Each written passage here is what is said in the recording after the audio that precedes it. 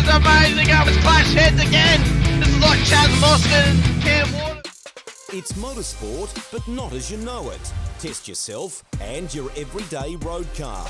Safe, affordable, but most of all, fun. And all you need is your daily driver. Experience the thrill of a sprint day.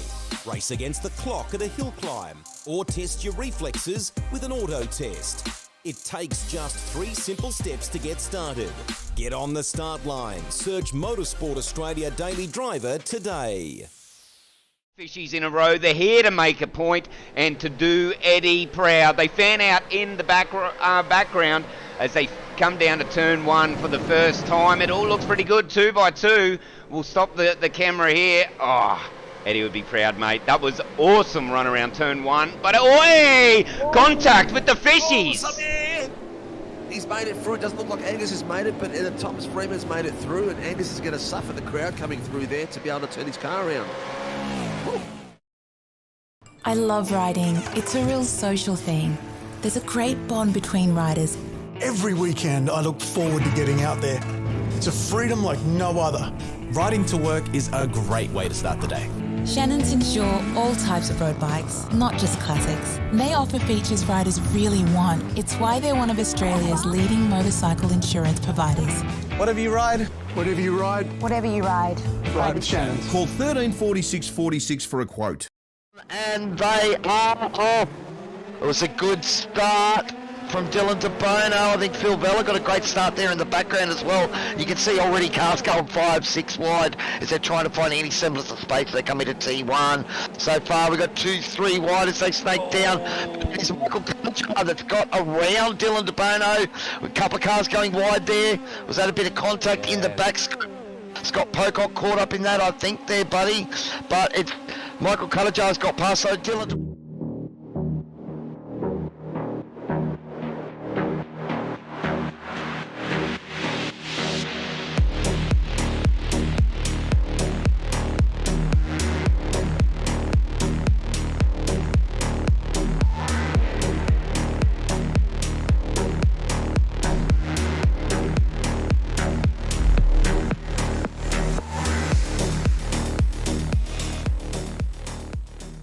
light is coming out and we're about to get going, and we have gone green lights and a very slow start for the 86s, but they are moving out there on the grid. It would be very interesting to see exactly which driver can capitalise on this first lap. Just go through the grid. Look like Jamie Christensen had a really awesome start to get ahead of Dylan De Bono, and Doug Gowage also jumped his teammate as well, so unfortunately Dylan stalled the car a little bit more than what he preferred. But Weekend in, weekend out, Motorsport Australia officials are making waves. From waving flags, waving cars through pit lane, or responding to a wave for help. Wave hello to new lifelong friends. Who knows, you might just make waves around the world. Ride the first wave. Search Motorsport Australia officials today. Still great classes of car, and if you are able to, if you're coming up the ranks on iRacing through the licenses, it's a fantastic sort of laneway into prototype driving, going from that GT3 up through the prototype classes. As the safety car pulls in and we get ready to go green as we come up towards the line. Edwards, Hasler, who's going to get the jump down to turn 1, or will any of the fishies, any of the piranhas in behind them, assault them down towards green and they're off. First lap? Let's go here. We've always had a few cars. They're all special. The T-Bird. Oh, that's mine. The Combi for when we want to get away. The XR8. It's going to be a classic. They're all insured with Shannon's. We've also got Shannon's home and contents cover, which helps protect our automotive collectibles, tools and memorabilia in the home and garage.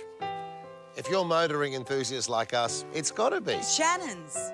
Shannon's, insurance for motoring enthusiasts. Call 134646 for a quote.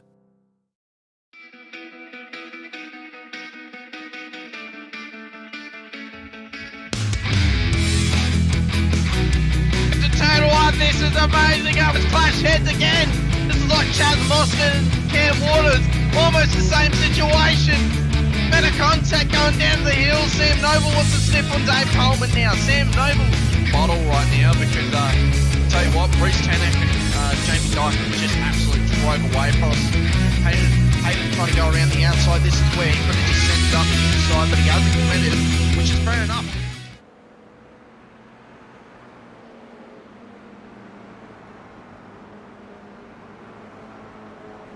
Good morning, good afternoon, and good evening, wherever you are in the world. Welcome to the SRWtv Shannon's GR86 Nationals Round 2 from Barcelona. I am James Parfett. I'm going to be joined in the booth by Tyler Sheaf here this evening as well, as we've got Pro-Ams and Ams fighting it out for 3 20-minute races here as well. And it's Catalunya. It doesn't have the chicane at the end. We are straight round from the end of the last turn right the way down the start finish straight. It's going to be a very exciting one here as well, and there are a lot of drivers on track at the moment. There is no fewer than 39 drivers in these GR86s battling away here this evening as well. I think we can bring Tyler into the booth. Good evening for you, Tyler. Good morning for me. Thanks very much for that, JP. No, good day, everyone, no matter where you are around the world. Thank you very much for joining the broadcast, and I'm definitely looking forward to this week. I know last week it was action-packed, 3 20-minute races. It's going to be the same thing tonight with Catalunya. 86 has always put on a bit of a show. Doesn't matter where they are on the grid, but definitely one question for you, JP. Have you done much watching or racing in 86s before? I have. When it was first launched, it launched with a bang, and people loved the car. So, of course, my natural inquisitive self decided that I'm going to go and jump in the car, which I did do, and go and have some fun here as well. And it was a good car. It kind of reminds me of a mini TCR, but not quite as sort of controllable as we can see there with Mark Cochran, who has just gone round. So, yeah, I have done a bit in this car, to be honest with you, and I don't mind it. You know, I know there's a big thing about it where some people don't like it, and it's a bit of their Marmite, and some people love it and some people hate it, but I don't mind it myself. I think it's a good little car. I think it does the job, and, you know, I think these guys are going to have great fun in it. Yeah, I definitely believe you. No one, like, obviously I had a fair bit of chance of racing. I did race last week. Unfortunately, it was a bit messy on my end. Just causing a little bit of dramas out there on track. But I know for sure that when the racing's on, it was awesome racing. I did have a chance with Phillip Island, you know, getting a couple of wins in the officials and 86s. And it's just so good to be out there, you know, like, everyone's in the same car. You don't have to worry about setups. You know, I know this is the open setup series, and the fixed setup is the official, but no matter what you jump in, you can always battle with them left, right, and centre. So, yeah, it's a fun car to go into, and you don't have to overthink it either. No, exactly. You can really throw it in when you need to as well. You've got to be careful of a little bit of the back end. It does slip the wide as well here, as we've got 3 wide going on the screen at the moment in time as well. And, gentlemen, it is only practice. Settle down there, as we've got Fitzroy Bowman and Shane Rafferty going at it there as well. So great racing from them. Don't forget, this is round 2, guys. We are at the Barcelona Historic Circuit. We will be going to Motorland Aragon, so we will take a second trip to Spain for round 3 when we head to the Motorland Aragon Touring Car Circuit. Road America full as well, the Sonoma Cup Circuit for round 5. Round 6 will be Sebring International. Round 7 will be in Australia for Phillip Island. Round 8, we're off to Fuji, and then we round out the season for round 9 at Magny-Cours. It's going to be an exciting one as well, and I think some great tracks for these guys to come to go to be honest. I think, for me, the Motorland Aragon circuit for the touring car layout is quite an interesting layout for the cars itself. And Road America, of course, we all know, Sonoma Cup Circuit, Sebring's going to be interested in these cars, though, Tyler, but they're very bumpy at Sebring, and these don't really sort of bump-worthy, especially with that light back end at times. Yeah, definitely correct on that. I experienced my first ever race at Sebring last season in the Trial Valley event in GTs, and you can really feel it there. I remember when the 86s first came out, I reckon it would have been an absolute nightmare trying to race at Sebring. Like, You lift the rear end and you'll probably be upside down before you know it. But obviously, iRacing did fix that bit of drama, so the cars are a lot more drivable. So maybe, I'll say nowadays, Sebring could be a fun, action-packed race, but I'm definitely looking more forward to the later end. Phillip Island, like I said, I've got a couple of wins there. My first ever podium in 86 as well, with SRW there as well. Very good memories at that track. And Fuji as well, I reckon that's an awesome track, very underrated, and I'm hoping that these boys and girls out here tonight is racing that time and can put on a good show for us. I'm sure they will. With this amount of cars on track, we are going in to qualifying now as well. These guys are going to be able to get the times on the board. They're going to be able to do it here as well. We're on board with Shane Rafferty as he's heading out the pits. Ty Delaney, of course, you can see it's closed qualification here, guys, as well. So, they're going to have to get their times in here, Tyler. They need to make sure that they're going to get at least the banker lap to be able to take some form of grid spot here. Yeah, definitely something a little bit unique. Barcelona, like for me, I believe would be a stronger suit for everyone. Everyone, is a bit of a motorsport fan. It's a well-known track, especially if you're a Formula One fan. You definitely can get your head around it. I wouldn't be surprised if not all of them get a good banker lap and a quicker lap afterwards as well. But as you see, Ty Delaney just in the sand pits, just trying to build a sandcastle there. But unfortunately, the young lad, he's still got a lot to practice and stuff like that. But yeah, Catalunya, one of my favourites. I enjoy it. It's a very unique track. I'm so happy that the chicane in the back end has disappeared. I think it's going to put on a better show than what they originally thought was going to happen with it. Yeah, I think that, to be honest, the chicane had to go. If you're going to have good racing, you've got to get rid of the chicane. It's such a janky part of the circuit. It slows everything down, and before you know it, you've got a big old just collision going on here. And it just ends up getting very, very messy. I see Ty Delaney currently struggling here as well. Tyler is a Pro-Am here this evening, and he's heading off currently at the moment around turn 10 before he goes up through turn 11. It's going to be very, very interesting to see how these guys develop and see whether or not they're able to get these GR86s round without having any issues.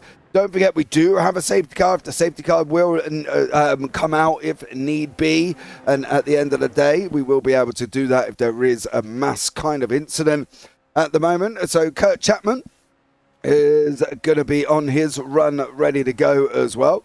Not expecting blistering fast times here, Tyler, are we really? They're not GTP F1 level, are they? Yeah, if you see anything below 2 minutes, I'll be very astonished.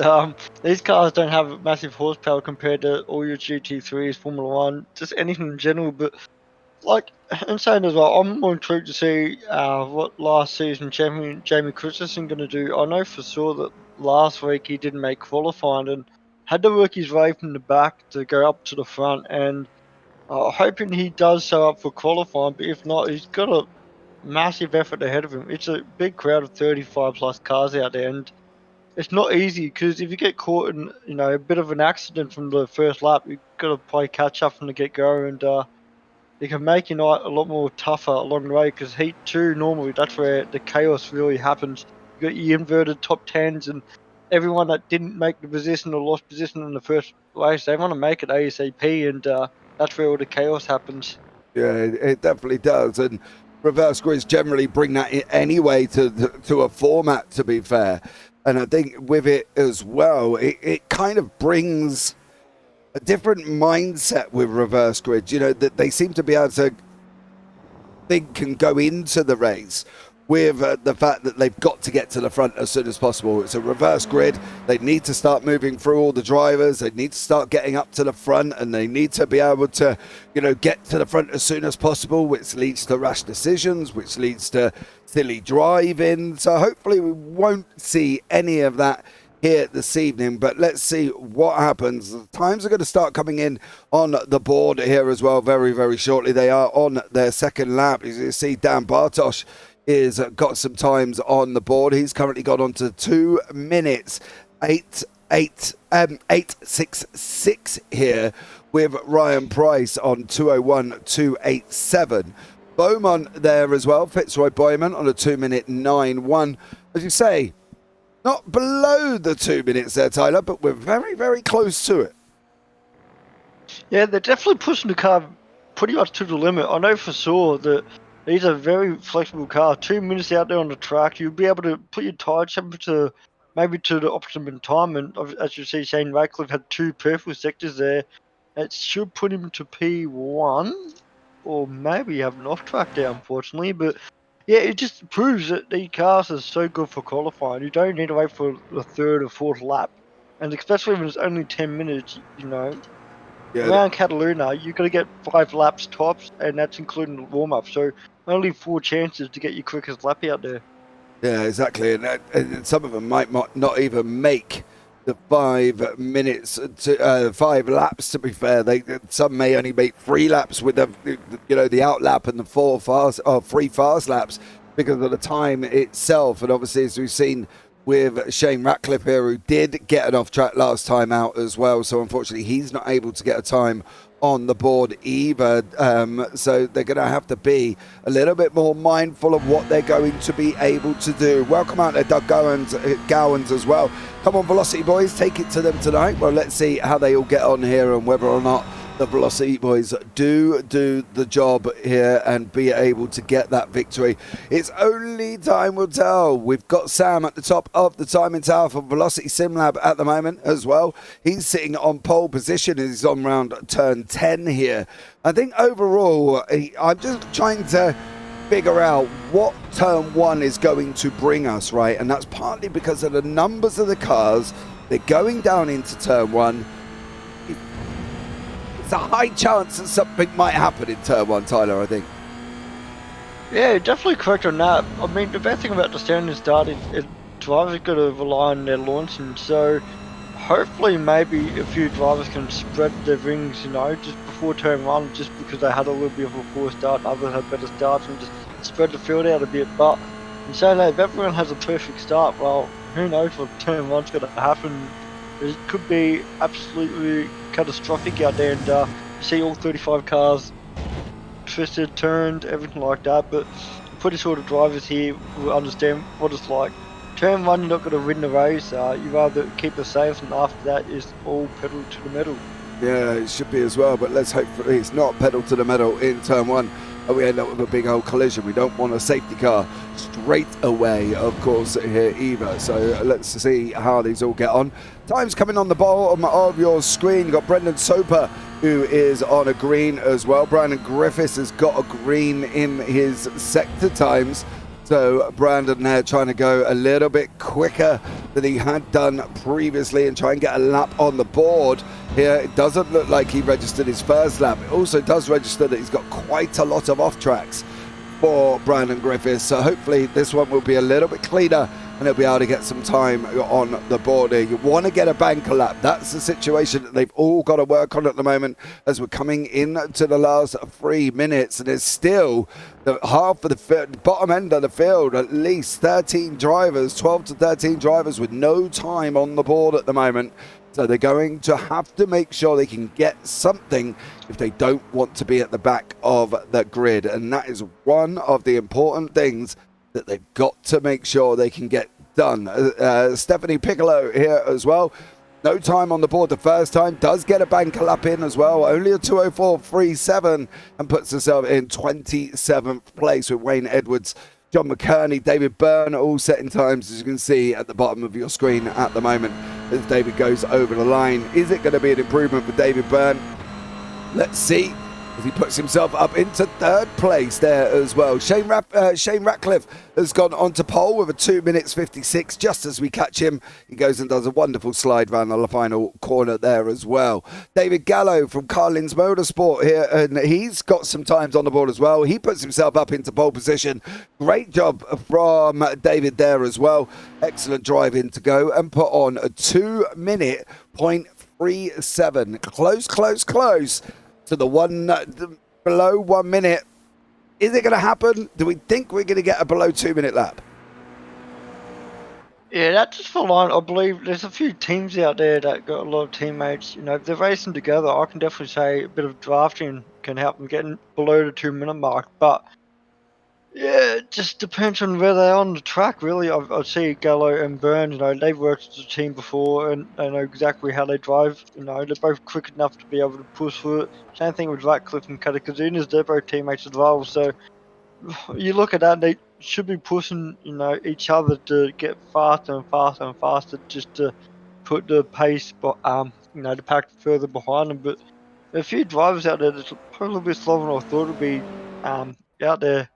But McHenry is in P12. I think he'll be very stoked with that. But that is qualifying done.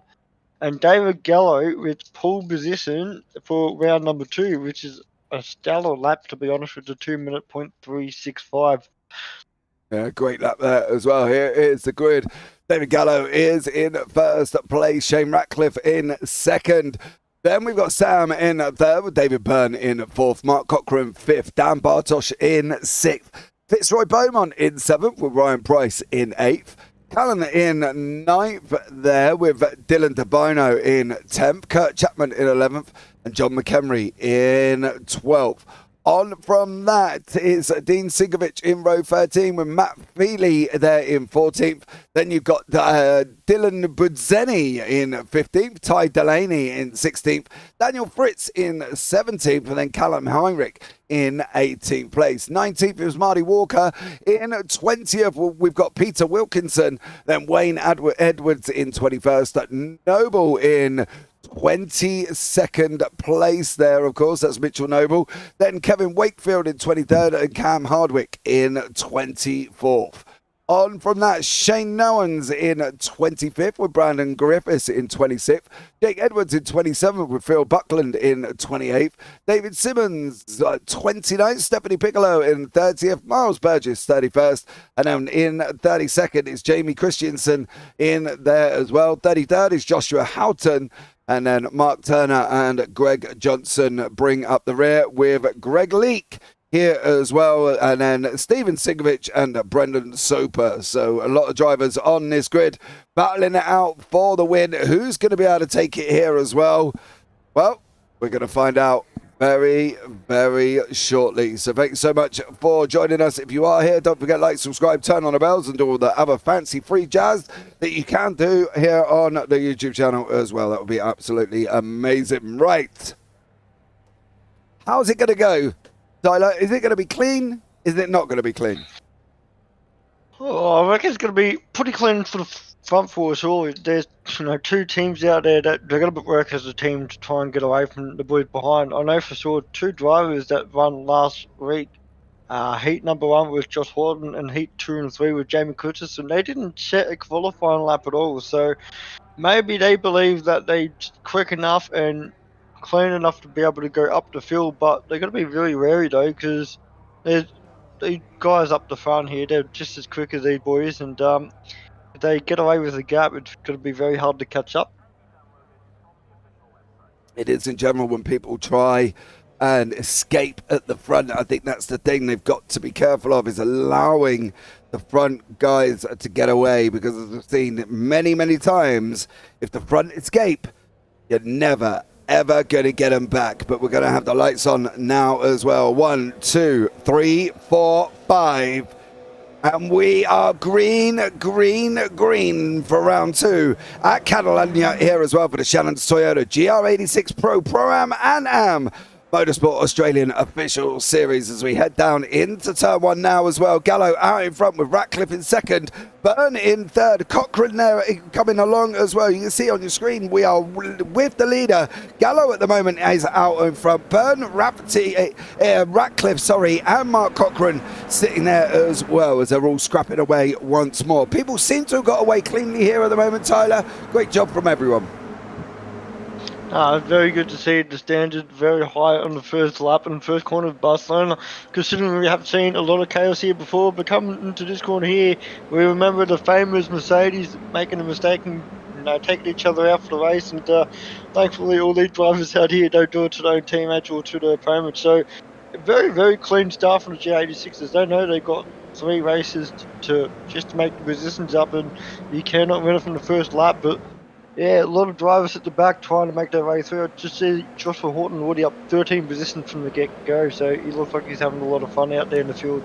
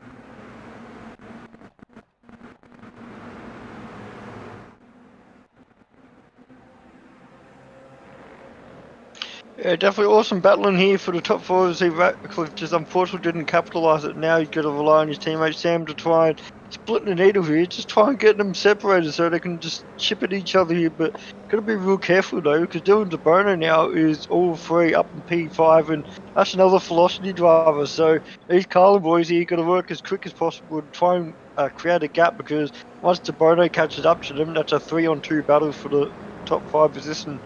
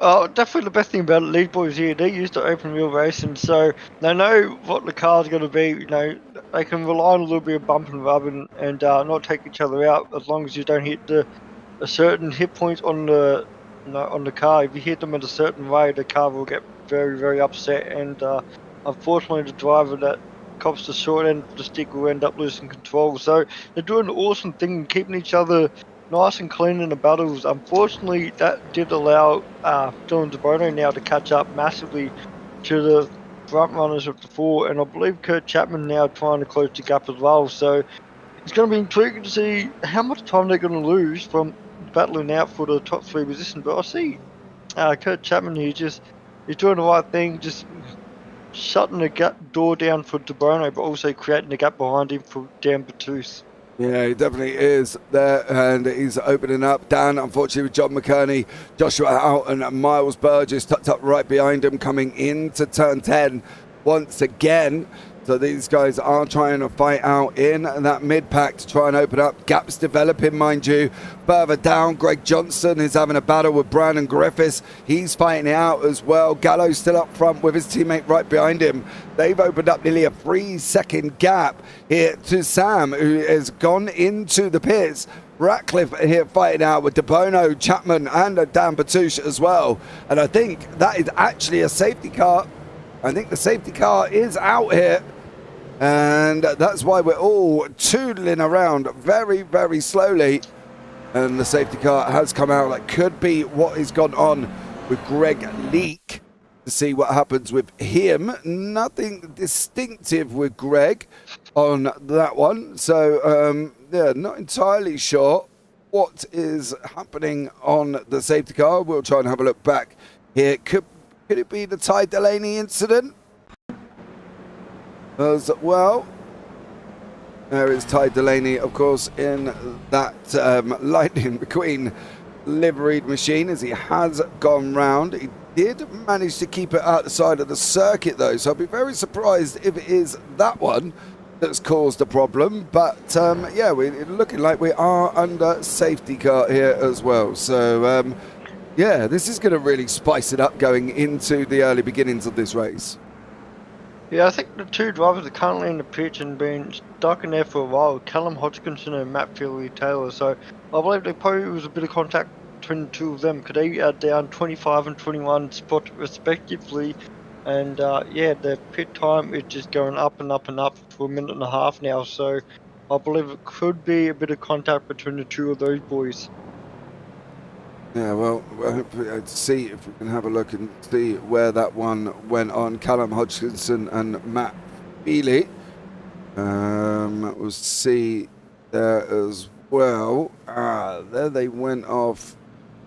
Callum went off here. Looks like possible contact before that as well. They're both teammates as well. That matter. I would say first rule of racing, don't take your teammates out, but clearly it only works for some people. So there was the initial slide. Was it Matt? Oh! There it was. I don't really think Matt had any option on that one. He had nowhere to go there, Tyler, and it was going to happen all day on that with him coming around the corner like that. Yeah, there's no way on earth that anyone was going to dodge that. Unfortunately, the two teammates collided, but obviously not at each other's fault either, which is good. But I just seen Sam Kazunas go into the pitch. I know he was having issues with his computer last night, so I hope he's not having the same drama. He did say that he was going to try and clean his computer completely to make tonight's race, and hopefully he's all good. But we see him back out there on the grid, but unfortunately down P16. It's just in front of his teammate Cam Hardwick. But yeah, the battle is definitely still on for the front now. As we see, Dan Batouche now caught up with the group with McHenry as well. And if I'm not mistaken as well, Joshua Horton now up to P8. So this absolutely helps him dramatically. He did start rear of the grid, and now all of a sudden he's in the top 10 battling out. Here as well. Great job. The racing is back underway.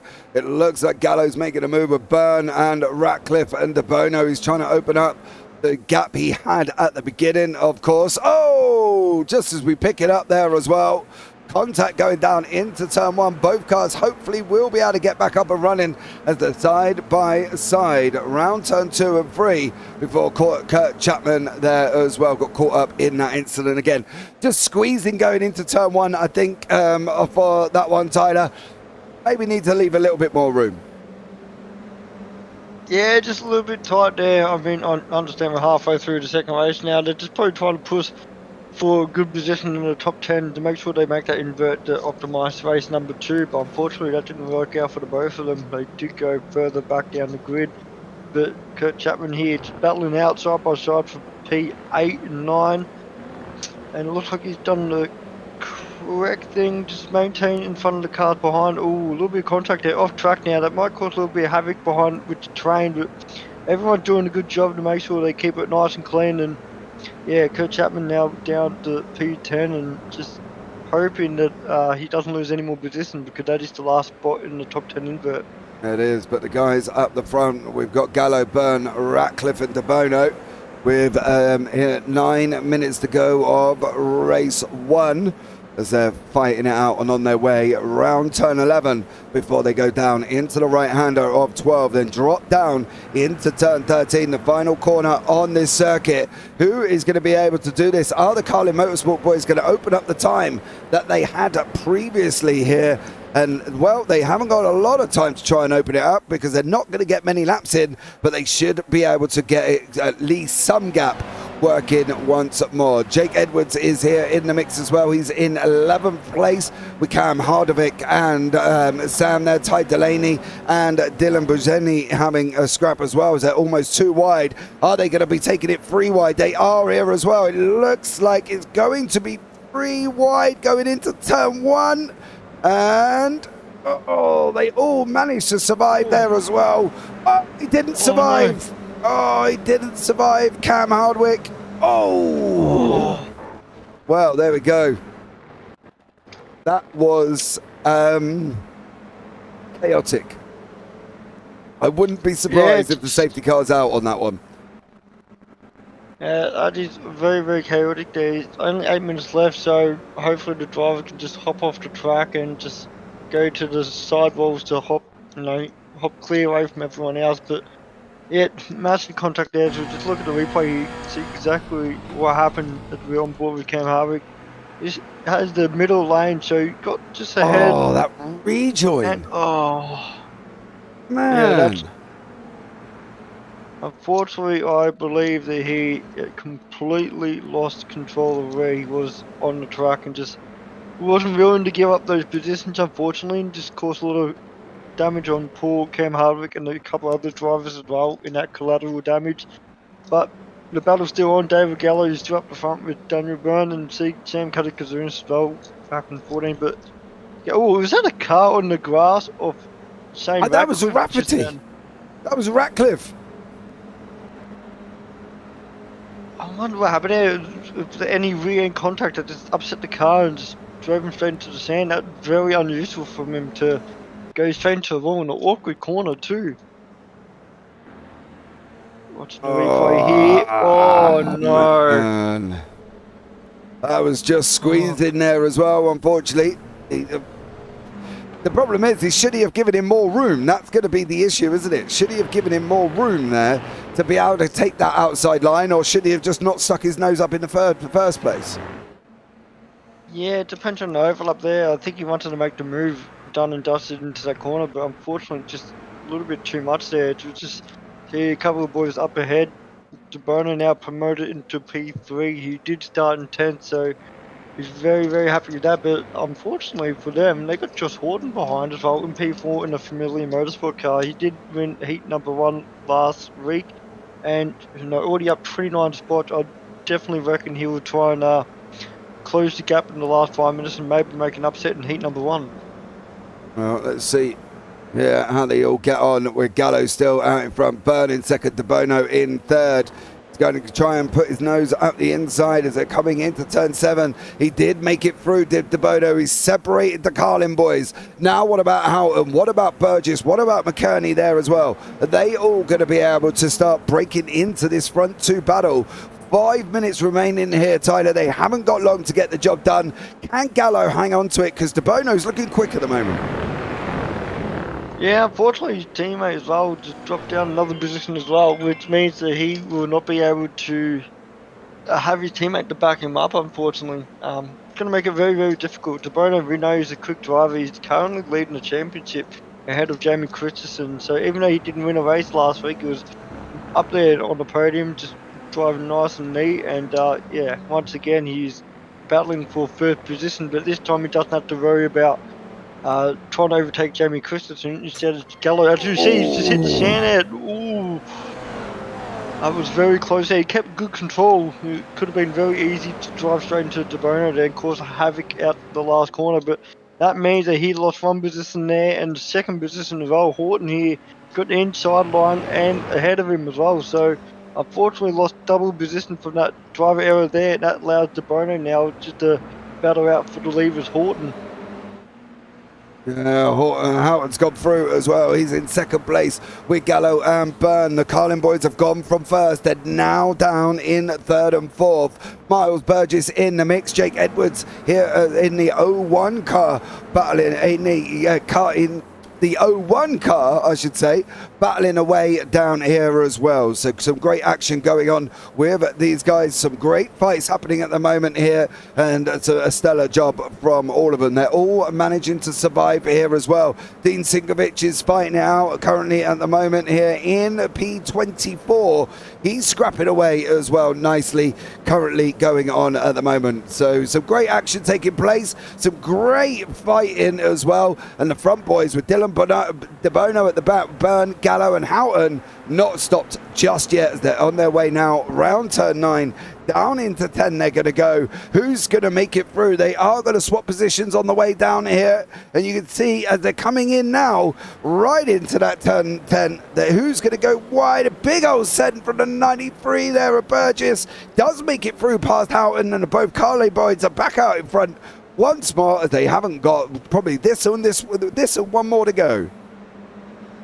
Yeah, very interesting to just see the lead or temporary lead of Horton just dropping down to P5. So might have cut the corner a little bit and go slow down, which he had to unfortunately take, which allowed 4 other drivers to get back ahead of him. But that allows Gallo and Byrne now to try and capitalise the work as a team to keep these 3 drivers behind to take a Carlin 1 and 2. But I definitely know that the likes of De Bono, Burgess and Horton, they hate losing, so they're definitely throw everything they can at them to try and make an upset and get back into first position. Steady. De Bono there as well. Almost looked like he was going in way too quick through turn 1 and 2. On the run out now around the long right-hander of 3, and we've got 5 cars, and they're not very far apart at all here. They are very, very close together. You can see it's literally 6 tenths from first all the way down, 9 tenths from first to fifth, barely a second between the 5 front runners here as well. Who's going to work out what's going to happen as they're coming into turn 5? Is De Bono going to be able to make a move? He's not. You can see in the background there, Burgess went on the big defense with Houghton, stopped Houghton coming through. Now it's Carlin 1 and 2. Then we've got Velocity Slim Lab, Crisscross Racing and the independent of Josh at the back, trying to make an impact on the guys in front. 18 minutes gone. We've got about a minute to go. They're going to see one more lap probably here, while Barney will be out waving the white flag, and we can only hope that it ends nice and clean here, Tyler. We don't want a bit of a messy ending. Yeah, definitely.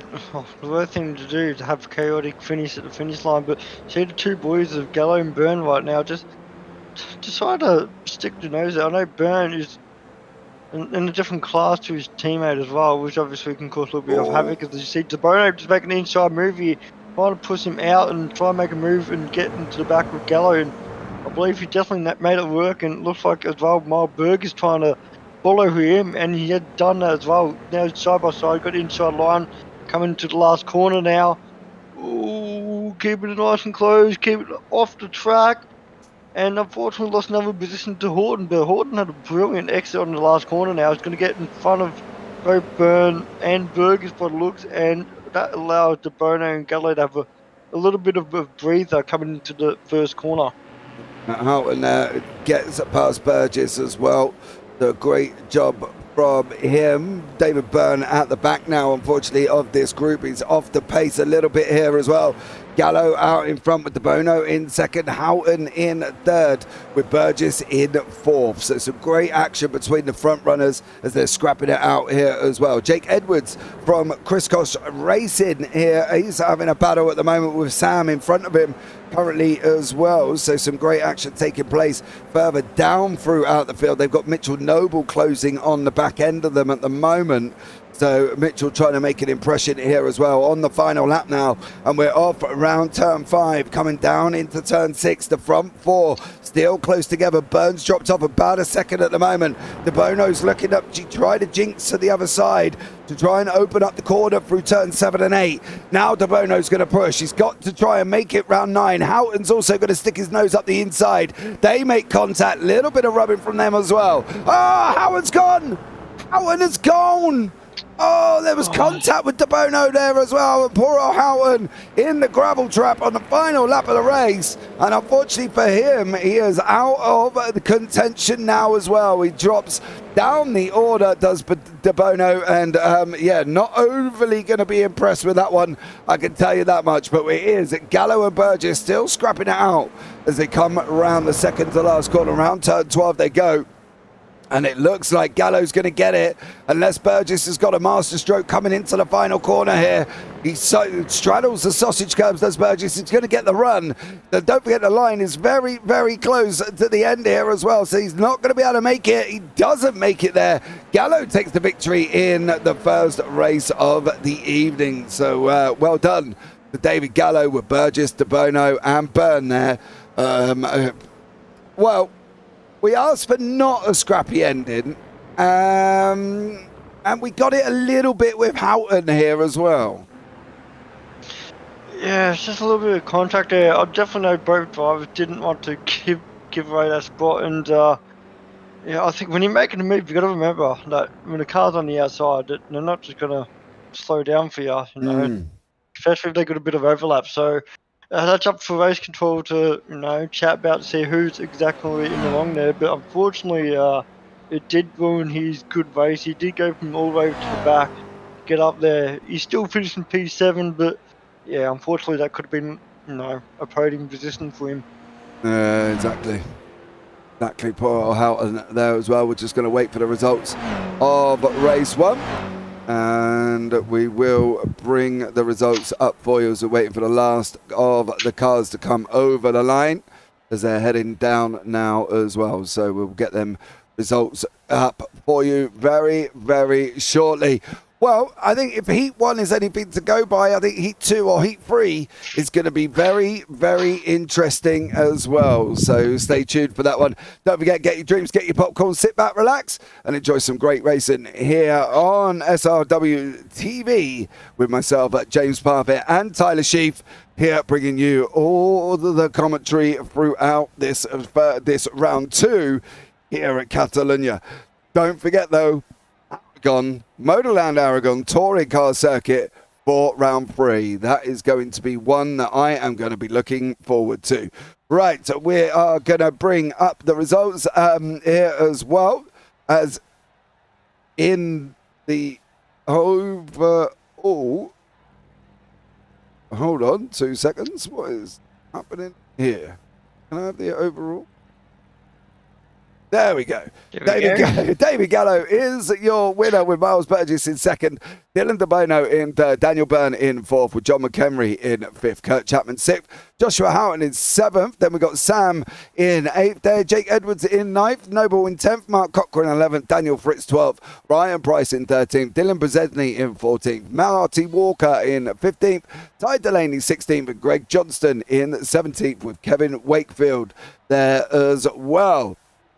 On from that, Peter Wilkinson in 19th, then Mr. Sinkovic himself in 20th, Wayne Edwards 21st, Brendan Soper 22nd, Bill Buckland 23rd with Dean Sinkovic in 24th, Shane Nowens 25th, Shane Ratcliffe 26th, and Fitzroy Bowman in 27th with David Simmons behind that. Stephanie Bigelow down at 29th, Callum Hellenrich in 30th. Then we've got the guys in one lap down here as well. Matt Feely is the last man on the lead lap. Dan Bartouche, Cam Hardwick, Brendan Griffiths, Jamie Christian 2 laps down, Colin Hodgson 3 laps down, and then of course the guys further down from that one. So unfortunately they're not a good race for some, but a good race for others. Yeah, definitely a few drivers made a massive opportunity going up the field, like in our battle there. Mulberg has gone from P31 up to second, De Bono up 7 positions, same thing with McHenry up 7. Another big gain of Joshua Horton up 26th position as well. But the man I'm very intrigued to see what he's going to do in heat number 2. Jamie Christensen looked like, unfortunately, missed the race start, which is the reason why he's 2 laps down. But now that he's should be on the starting grid, I'll be intrigued to see if he can outdrive these two boys that gain 25 positions and maybe get a 30+ position gain in one heat. Wow. Okay. It's going to be he's a very, very quick driver. Well, that would be an interesting one to see, that one, for Mr. Christensen, whether or not he's going to be able to make that gain, of course. But let's see what happens and see how it develops as we're just waiting for the cars to get on to the grid. Welcome in Philip Vella as well. Jason Douglas, thank you so much for that one. And Doug Cowan's there as well. Doug doesn't like watching, unfortunately. He's a bad spectator. So, unfortunately for Doug there, he's going to have to sit there and watch for a minute, isn't he, himself there, Tyler? But Philip Vella, pretty annoyed if I was in the car that got pitted just then. Well, it is racing, but the lights are going to be coming on. We've got no Jake Edwards, no Ryan Price here on the grid at the moment as well. The lights are going to be out. We've got 5 lights. Now we're going to be up and running, and it is a green, green, green. Look at the smoke coming off the back end of them GR86s as they all put the power down. Joshua Houghton, he was, of course, in the mix in the first race. Now we've got Sam trying to come through as well. But it is Howard's going to take the whole shot down into turn 1. Mitchell Noble's going to be in there all at the same time. They're side by side through turn 1, through turn 2. Houghton takes the whole shot. Houghton gets the lead. Daniel Byrne trying to make his way through as well. De Bono, Cochrane, Burgess, Gallo, Fritz, DeBedney, all having a little bit of a battle further in here at the moment. But it is Joshua Houghton, the man that got turned on the final lap of Heat 1, out in front at the moment, doing an absolute stellar job, taking the whole shot over Mitchell Noble there. And Tyler, Houghton's on a mission. He definitely is. He definitely wants revenge after Heat number 1, but everyone behind him could be real careful here, because we did see last week when Horton got a clean air in front of him and wasn't battling out for business, and he just drove away like no tomorrow. So these boys up here, like Noble, Katazuna's, Byrne as well, they got to work as a team here. They can't be battling out left, right and centre. They got to try and use each other to push and just keep on the back of Horton and put the pressure on him rather than on each other. As we see the battles here just a little bit further back in the grid here, just side by side action near De Bono to try to make a move on the lad car there, and just hasn't fully made it past there. So they're going to go side by side coming to the next corner here. Yeah, Sam's just go a little bit further forward. Yeah, Sam's just made it over Mitchell Noble, Kurt Chapman and David Byrne in there as well. We've had a lot of people off track at the moment. That's why all of a sudden, to be honest, why it's going like that, I am not got an absolute clue. It looks like there has been some carnage happening further back with Kevin Wakefield and Fitzroy Beaumont. Shane Radcliffe has been off the side of the circuit as well here. Brendan Griffiths also there. And as you can see, Kurt Chapman off. Oh, he's going to punt it back into the racing line. Oh my, that could have been an absolute nightmare there. Thankfully, he managed to miss everyone, but that could have been carnage on that. Yeah, definitely could have been there as well. And I don't think there was Fitzroy Beaumont there. And unfortunately, it looks like there's a couple of people who are going to be dropping down the order rapidly at the moment. There's more going on as well. Kevin Wakefield looks like he's just been involved in an incident here. And it seems to be when they have an incident, the computer just doesn't like it, but I'm not entirely sure what happened. It's all the particles going everywhere. I know. I think that's the case at the moment. Things going absolutely flying. Bits of carbon going everywhere. And not an ideal scenario. But Mitchell Noble, Miles Burgess, and Dan Byrne fighting it out here as well. Josh Houghton has cleared up the road. He's got about a 2-second gap going on at the moment as well. So Josh Houghton is making moves at the front. Mitchell Noble here as well in 5th place. as he is trying to get through as well. Looks like Greg Johnston has had a moment. He's off the side of the circuit as well. More particles flying off the car here at the same time with Josh Houghton, Sam and Miles battering it out for your front three. David Byrne, you are not making that in a month of Sundays there, dear sir, as he went in far too hot there. And Mark Cochran now trying to go up the inside as well. 4 minutes down here, Tyler. There's been a lot going on so far. Yeah, definitely one man. I'm looking at the leaderboard at the moment. In 11th position, already up 24 position. That is Jamie Christensen, so he's a man on a mission at the moment. Another driver as well, Callum Hodgkinson, unfortunately had a collision with his teammate. He had nowhere to go, and he's up 22 as well, so up in P14. There's Cam Harvick behind another big charge, up 18 position in P15. So a few of these drivers here capitalising on all these battles left, right and centre and just gaining a lot of positions. Fortunately, there's a couple of drivers that have lost out there with Wakefield and De Bono just caught in a massive accident and a fair bit of damage to their car. But hopefully now that the drivers here spread out a bit more and a little bit less havoc here, as we see Mark Cochran just defending for his life for P5.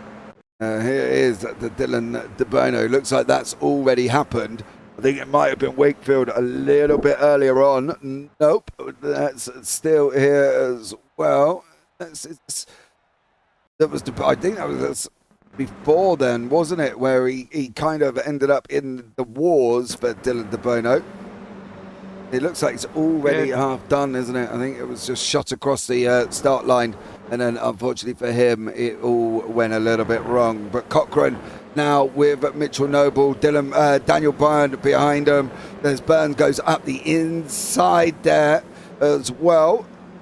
So Dan Byrne putting himself up into that 5th place at the moment.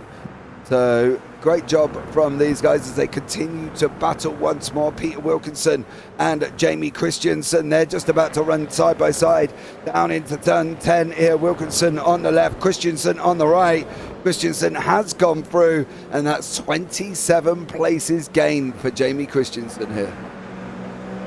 Yeah, it definitely is a man on a mission. He's up in P8 now, and he's definitely looking at the battle ahead. That's 4-car battles, so he'll be behind them before you know it. Just hopefully that when he does catch up to them, it's nice and clean, and they don't lose too much time to the cars ahead as well. You do see the gap being created a little bit further and further, but his teammate Horton at the moment in P1, he's got a 3-second gap. He's doing a phenomenal job out there, as you see. All the cars going left, right and centre. They're trying to go full wide here, but unfortunately that hasn't worked out. So Noble and Cochran side by side. Henry's using Toad, trying to push Cochran past Noble for the inside line. So he's definitely using him as a teammate, just to try and help him out, just gain another position. Unfortunately Noble just lost out coming to turn number 1. Cochran does gain that position, but now Christensen's on the outside going into turn number 3 here. For the locked on, decide to go for a little bit of a crisscross move, and I wouldn't be surprised if he goes for the dive bomb coming to the next corner here. He's seeking 3 and 4 champions here, battling out with each other, and Christensen made that move nice and clean. Up in P7 now, he's got Mitch Noble on his sight for another position to gain. Christensen making gains at the moment. It is a 28th place gain. Going to try and run around the outside of turn 5. He's going to cut back underneath Noble now as well, through the little kink of 6. Mitch Noble on the defense, but it is going to be Christensen coming through, in through turn 7. Is he going to take the inside line? He is. There's a spinner there as well. That's Mark Cochran's gone. Mark Cochran has gone. He's off the side of the circuit, unfortunately for Cochran there. And Christensen does make it through. He has got that 30 that we did talk about, but we've still got a battle here for 2nd and 3rd, and Sam and Miles Burgess going at it once more through turn 10 now as well. Who's going to be able to make this one? Sam goes in a little bit deep. Burgess is trying to come up around the outside through the fight, turn 11. How are these guys going to get on there as well? Unlucky there is at the same time for Cochran, but at the end of the day, racing's racing, and that's one of the things that can happen. Yeah, just one small little error, and just unfortunately the cars behind kind of had nowhere to go. They're just doing the right thing, just following their line, just keeping it nice and clean, because they've got a couple of cars that they've got to battle out as well. As we see, Shane Captain Kazunas unfortunately has Miles Burgess on the inside now, coming to turn 1. Sam's back now, but look, he's just trying to set himself up. He's only 8 minutes into heat number 2, so he's just got to try and make sure that he times the perfection to be in front of him across the finish line and not at the 8-minute mark. Yeah.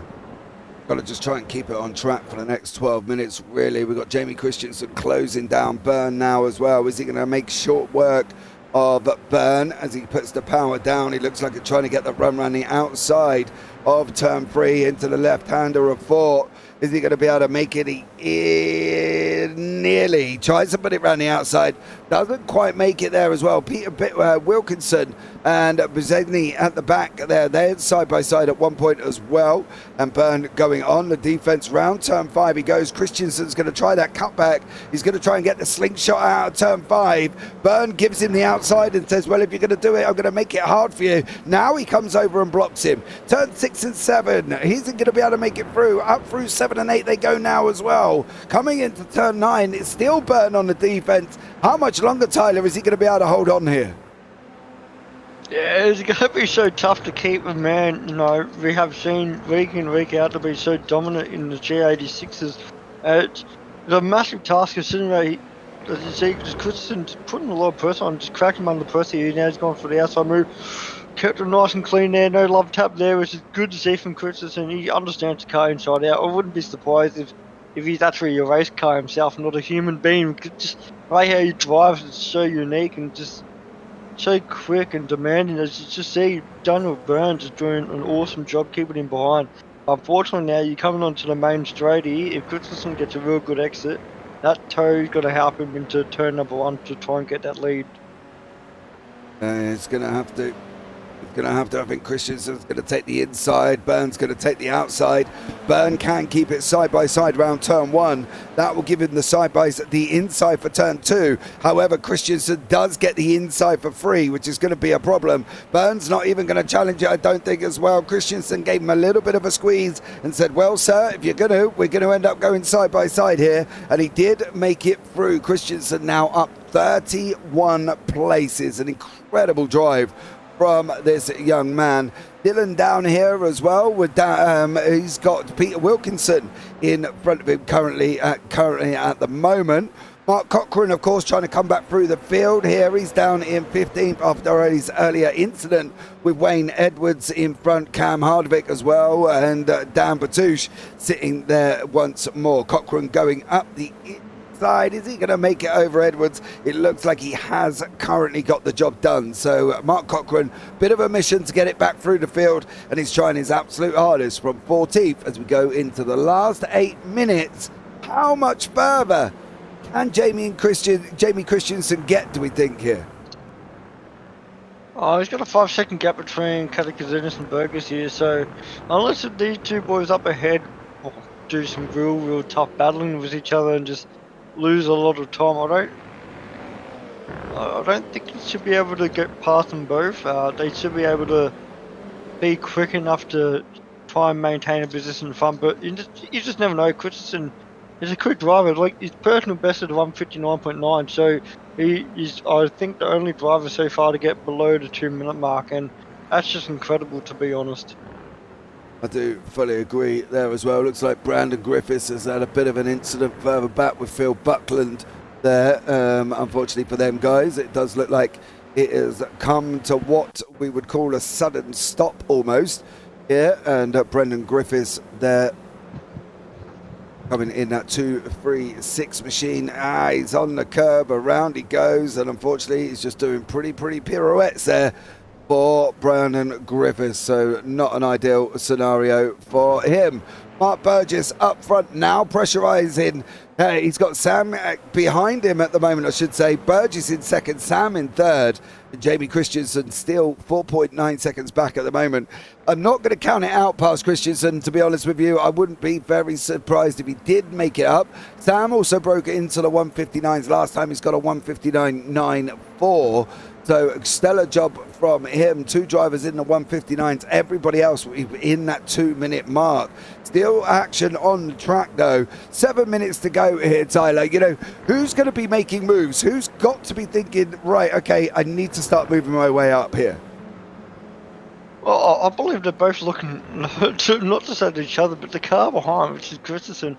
They're looking at that time and go, okay, can we afford to lose time to this man? Like, they know how quick he is. I know that these two are no slow boats themselves, but they should have enough experience around Christensen to go, okay, this man is quick.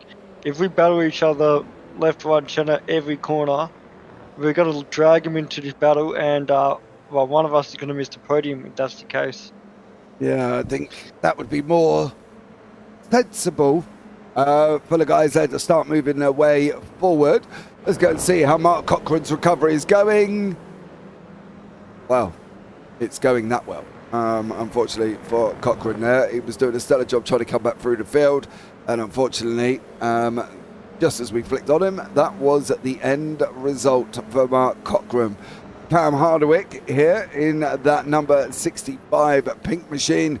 Got Dan Batouche behind him in the green and white machine there as well. So still action making it here, and some great fights going on all the way through the pack. Unfortunately, we have lost a few people here as well. We are now down to 34, I believe, is still running, with the last one being Kevin Wakefield there. So yeah, now we've got Hardwick side by side with Batouche down into turn one. Batouche trying to hold on the inside. He got a little bit of a squeeze from Hardwick there. Hardwick made that as difficult as possible there, Tyler. He literally gave him a little bit of a squeeze going into turn one, and it kind of put Batouche off a little bit to be able to make that turn. Yeah, it gave me a little bit of scare there, because Heat 1, I believe both of them were caught in the same incident with the car just going off the track a little bit and trying to rejoin, and no, unfortunately caught Hardwick and Batouche severe damage. As you see, Batouche just trying to make a move on the outside, but Hardwick got the middle line, defended it really well in that pink machine. He loves his pink, he wants pink on every car. Unfortunately, he's not going to get his wrist, but Dan Batouche is doing an awesome job. He's very experienced, he's been rapid in the GR86s. I definitely from the get-go, from TCR days, he was quick from that, and definitely transferred the skills over to this. And yeah, putting Cam Hardwick under a lot of pressure here, but Cam in that pink velocity 65 is doing an awesome job defending. Definitely is here. Further up through the grid, we've got Dylan side by side at the moment. I believe that's Callum Hodgkinson in front of us. It is. And Dylan and Callan were side by side for a brief moment as they were running up through turn 10 and into 11. It seems to have settled down a little bit now as well through that penultimate corner. Here they go round the final corner now. Hodgkinson, can he get Mitch Noble? Noble's down 7, but that was kind of expected a little bit from Noble to not really stay with the top guys up front, and that isn't any disrespect to Mitch there as well. It's just the top guys are quick, aren't they? And at the end of the day, Mitch, Pro-Am, obviously in that middle sort of sector of the classification, should we say, for their ability as such, which honestly, I don't really know how that people sort of can, work out or categorize anyone, but I think at the end of the day, these guys have done a great job putting this Pro-Am and Am series together. Noble's in that middle group, that Pro-Am. He's just bordering the line, got enough pace to go into the pros, but he's staying ahead of the Ams, which is great for him as well. Great encouragement for Mitch Noble, and now all he's got to do is work on his racing this season, Tyler, and see if he can move himself up. Oh, I definitely had an opportunity to meet him up Shannon up in Canberra, and he's basically gone from Assetto Corsa to iRacing. So realistically, this is his first ever league racing in the 86. Unfortunately, he missed out last week. He made an error as selecting the safety car without noticing, and unfortunately missed out last week. So that will be his drop around, but he definitely adapted really well in his cars here. He's obviously taken a massive stint on iRacing because he's got Formula 3s on the Wednesday night. You decided to jump in, and the V8 Supercars as well, which is a very, very difficult car. So you definitely can tell he's putting a lot of effort into this. And he's got on the outside here on Hodgkinson, just trying to make a move, but unfortunately Hodgkinson actually made the move from Wilkinson instead, and Noble missed out on capitalising on that dive into that corner. Oh, he's gonna. Noble thought about it. The gap was there, mind you. Wilkinson did have a gap alongside him. Now Noble is attacking Hodgkinson behind as he's coming around the final corner. Noble's going to have the inside line, of course, here as well. Hodgkinson keeps his foot in. He's over the grass. Now they're going to take it free wide. It's going to go free wide here as well. They have made it free wide through in the middle. Hodgkinson there as well goes through, does an absolute stellar job. Now we've got Noble. Now we've got Brzezinski on the outside. Is he going to go and try and dive up the inside of Noble? Everybody onto the brake. Oh! That is so scary. Just anything could have happened then, but they kept it nice and clean, which is awesome to see. Miles Burgers is creating a gap on Sam Katarzynas, and Christensen is closing on the gap. Unfortunately, it was one. Oh no! It's Wilkinson. Yeah, Wilkinson's gone round. What happened there? I thought that was nice and clean there. Oh, don't tell me he lost the back end from himself. Yeah, but then somebody else comes behind him as well. I think Wayne Edwards there. There he is. Oh. Goes off. Cochran. I think it's Mark Cochran, is it? Oh, yes. And Cochran having a little bit of a ta-ta-ta. Yeah, as well. If we could kind of see that, that would be absolutely amazing. He's... Oh. Okay. Oh. Yeah. Man, unfortunately, hadn't had much luck in this race. It was go back onto Wilkinson. Unfortunately, he's lost a fair chunk of position. Now you've got to try and reclaim them all. But with, I'd say 1 lap to go. If this is the final lap, he will not have any time to regain a lot of those positions. But you've got to be really careful there because a few cars ahead are off track. But Joshua Horton, the man on the mission, we did start at the rear in heat number 1. Coming across to the line now in heat number 2 as Victor. Yeah. And yeah, 2 wins now in 2 weeks, which is awesome for him. Yeah, absolutely stellar job. Noble now with Hodgkinson as they're coming round the second to last corner here. And Hodgkinson is managing to hold on. Hodgkinson up 29 places. Normally that would be the leading gain, but Jamie Christensen up 31 there behind him as these guys come over the line. A stellar job from them. Some great racing still to come. 1 more to go here as well. Callum Heinrich, however, is in a nice little battle back here with Gallo from the Carlins Motorsport, as Heinrich is holding on to that final place currently as well in the top 20. Is Gallo going to be able to make it down into the line? He's not going to be able to make it down there as well. Ty Delaney coming in behind him, and they go over the line practically side by side there. So some great racing taking shape here at the moment, and a stellar job for all of these guys battling it out as well. So fair play to them as they come over the line and complete race number 2. We're just waiting for Stephanie Piccolo, who is still out on track currently at the moment, and I'm sure we'll be coming over the line. And there she is, over the line. Job done there as well. So yeah, well, that was an exciting one, wasn't it? Yeah, it definitely was. There's action left, right, centre, all the way from the top of the grid all the way down to the bottom. So unfortunately there was a couple of drivers that just got caught at the wrong place at the wrong time, but I definitely know there's a lot of happy drivers out there, like Christensen, gaining 31 position. Couldn't have gone any better for him. He'll be starting P2 in heat number 3. Now, John McHenry as well, I know he did go up and down in the grid, but he would have absolutely enjoyed all the battles around him before a little bit of contact around him. But, it's such a great show to see all these drivers. It doesn't matter if you're a pro or you're an AM driver or stuck in between, all battling each other for, their rightful position and putting on the show for us. Yeah, great stellar job from them guys. We will bring you up the results very, very shortly here when it decides that it wants to. There we go. Joshua Houghton is in first place with Miles Burgess in second. Sam Katakazounis in third with Jamie Christensen in fourth. Daniel Byrne fifth. John McHenry in sixth. Callum Hodgkinson in 7th, Noble in 8th, Dan Fritz in 9th, Dan Batush in 10th, Shane Ratcliffe in 11th, Marty Walker in 12th, and Dylan Bezenny in 13th, Wayne Edwards 14th, Ryan Price in 15th, Matt Felly in 16th, Peter Wilkinson down in 17th place there.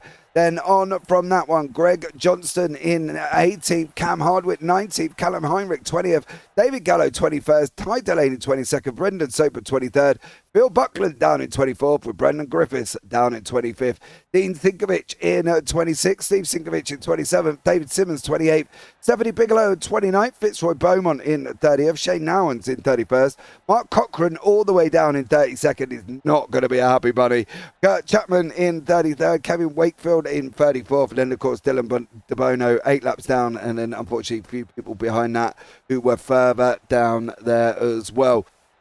Right. Whew. Let's have a breather for a minute, I think, after these two races here. It's been an interesting one, isn't it? Yeah, definitely. The best thing about 86 is, you've got 3 action-packed races, all 20 minutes. I know some drivers probably would prefer longer format of racing, but to be honest, I think sometimes you can bore out, especially with these classes, because once the battles, stop and the field spreads out, kind of dives off a bit. So I reckon 20 minutes is the perfect spot, It gives you enough time to move up the grid. Christensen shown you can gain 31 positions in one race. If you're quick enough and clean enough to do it, it's definitely possible. But yeah, it just proves as well how costly a mistake can make, You can be up there in the top 10 or on the podium battling out and, just make one small driver error, and before you know it, you just drop down like a fly, and you could be in P30 before you know it. Yeah, absolutely. That's the thing here as well. Unfortunately, couldn't make it tonight, mate. Certainly wishing I was out there, though, says Doug Gowans. Not the same SRW race without dodgy Grandpa Gowans. Well, there we go. There's these guys. We got a little bit of a warm-up there as well. And these guys will be back, I'm sure, very, very shortly. I think me and Tyler are going to grab a quick drink briefly here as well, and then we'll be right back very, very shortly.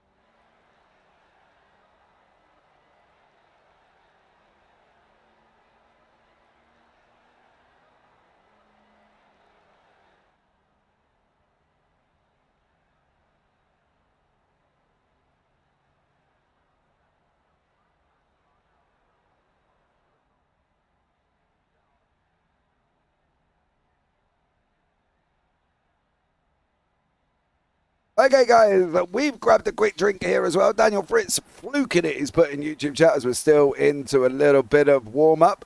So let's see here before we start getting on to the grid. And we'll be able to get to what will be the final race of the evening up and running. So let's have a look. Some people who have taken this opportunity here. Dean Sinkovich has taken the opportunity in that 24 machine to get some laps in. What do you do during the warm-up, Tyler? I just generally sit back, relax and chill out, to be honest. Oh, it just depends what situation you're in, Sometimes, say for today, I reckon I wouldn't be doing the warm-up. I would just be sitting back, relaxing. You already raced for 40 minutes. I know for sure the older fellas definitely would be wanting to get out, get a bit of a stretch, just warm up and stuff like that. For me, if it's a 20-minute and a 40-minute race, if I had a real poor 20-minute and I wasn't comfortable with the setup, absolutely, I'll go back out there with a different setup and trial and error to see if I feel more comfortable. So 10 minutes doesn't really give you enough time to get your head around for a new setup, but you can definitely try and figure something out if your setup is incorrect. Yeah, you can definitely give it a tweak, but it's not really long enough to do a whole new one as such. You might be able to tweak this, and you might be able to tweak a little bit of that, and make the car turn differently. But then you might get it into a race scenario where it just doesn't work altogether. So Singovich there is going to get an unsafe release as he didn't cross the blue line. And unfortunately for him, so I'm sure he will get an unsafe or some form of penalty there. David Simmons as well is an AM driver with Daniel Byrne there. Steven Singovich is also an AM. Gallo's out on track as well. So Byrne and Gallo from the Carlins have taken this opportunity to get some laps in here as well, as we've got 3 minutes left of this warm-up. We've only got 5 people grabbing the opportunity. Everybody else sat back, chilled out and relaxed. Don't forget, guys, like, subscribe, turn on the bells, because there's plenty more racing coming up on SRWtv here this week as well, so check it out. And obviously don't forget, we're going to Motorland Aragon for round 2. For round 3, then Road America for round 4, Sonoma for round 5, Sebring for 6 with Phillip Island in round 7, Fuji Grand Prix for round 8, and they're finishing off at Magny-Cours. Now that is a circuit. If I could ever describe Marmite as a racing circuit, Magny-Cours is it. Some people love it, some people hate it. I'm just not a lover of Magny-Cours, Tyler, I've got to be honest. Yeah, it depends on what luck you get, I know for sure all it takes is one bad race and, you hate it forever. I mean, that's me with Hockenheim, definitely the third last week in the Formula 3. I raced out in the 86s, I raced out in the 2CRs, the Formula 3s, the GT3s as well, and every time I go out there, I'm just like, you try to clean slate, different car, different race, new me. By the end of the race, you're like, why am I here? This track doesn't like me. Nothing works out. I'm like, just go, come on. Yeah, I know. I feel your pain on that one, bud. I really do, because there were just certain circuits that I just think, no, I don't want to even remotely go on there. Hungaroring is another one. I am not a lover of that. It just doesn't work out for me. Unfortunately, at the Hungaroring, things just go wrong, and I just end up binning it somewhere. And it's just like, no. Don't do this one again. Just stay out of it. I think that's the thing. But there are tracks like that, though, aren't they? Yeah, definitely true on that. Say for example, Fuji. I know a lot of people say the same thing about that. Some people love the track. Some people absolutely despise it. I'm one of the person that more likes that track, and I look and go, how can you hate this track? It's perfect. Just perfect for the cars that we race on. But unfortunately, a lot of people's brains work completely different. They might not like it the way how we do, and vice versa. So, I'm definitely intrigued to see how many people actually enjoyed the GR86 tonight at Barcelona. Something different. I don't think many of them would have the opportunity to ever race here before in 86. So, I'm looking forward to see what their thoughts on for tonight, but definitely looking forward to Magny-Cours at the end of the season. Yeah, definitely. The Dan's in YouTube chat there. The 99 Cup car at Magny-Cours is amazing.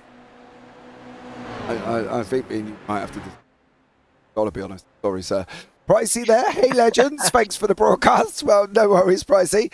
But sorry about the blinking issue. It seems to be when the cars make contact, it just doesn't like it here as well. And unfortunately, it has a bit of a breakdown. But let's bring you up the grid. Dan Byrne will be in pole. Jamie Christensen in second with Sam Catter.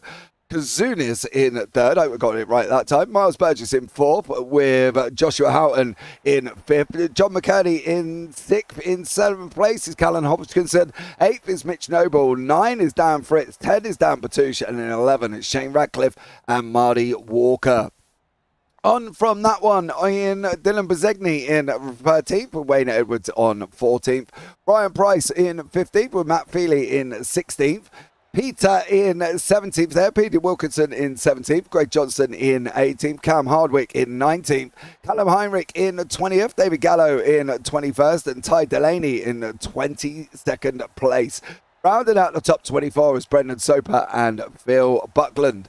On from that one, Brandon Griffiths and Dean Sinkovich in 26th, Stephen Sinkovich in 27th, David Simmons 28th, Stephanie Piccolo 29th, and Fitzroy Beaumont in 30th. Shane Nowens 31st, Mark Cochran, Kurt Chapman, Kevin Wakefield, and Dylan DeBono right at the back with Jake Edwards. Behind that, Greg Leake and Mark Turner. Not sure if Mark's going to be onto the grid or not here as well, as it doesn't seem like is going to be making it, but there we go. That is your top driver grid here for what will be the final race of the evening. Race 3, as we can see them all on the grid there. We're just waiting for a few more people to get on, and then we will be up and running. I always find race 3 turns out to be chaotic.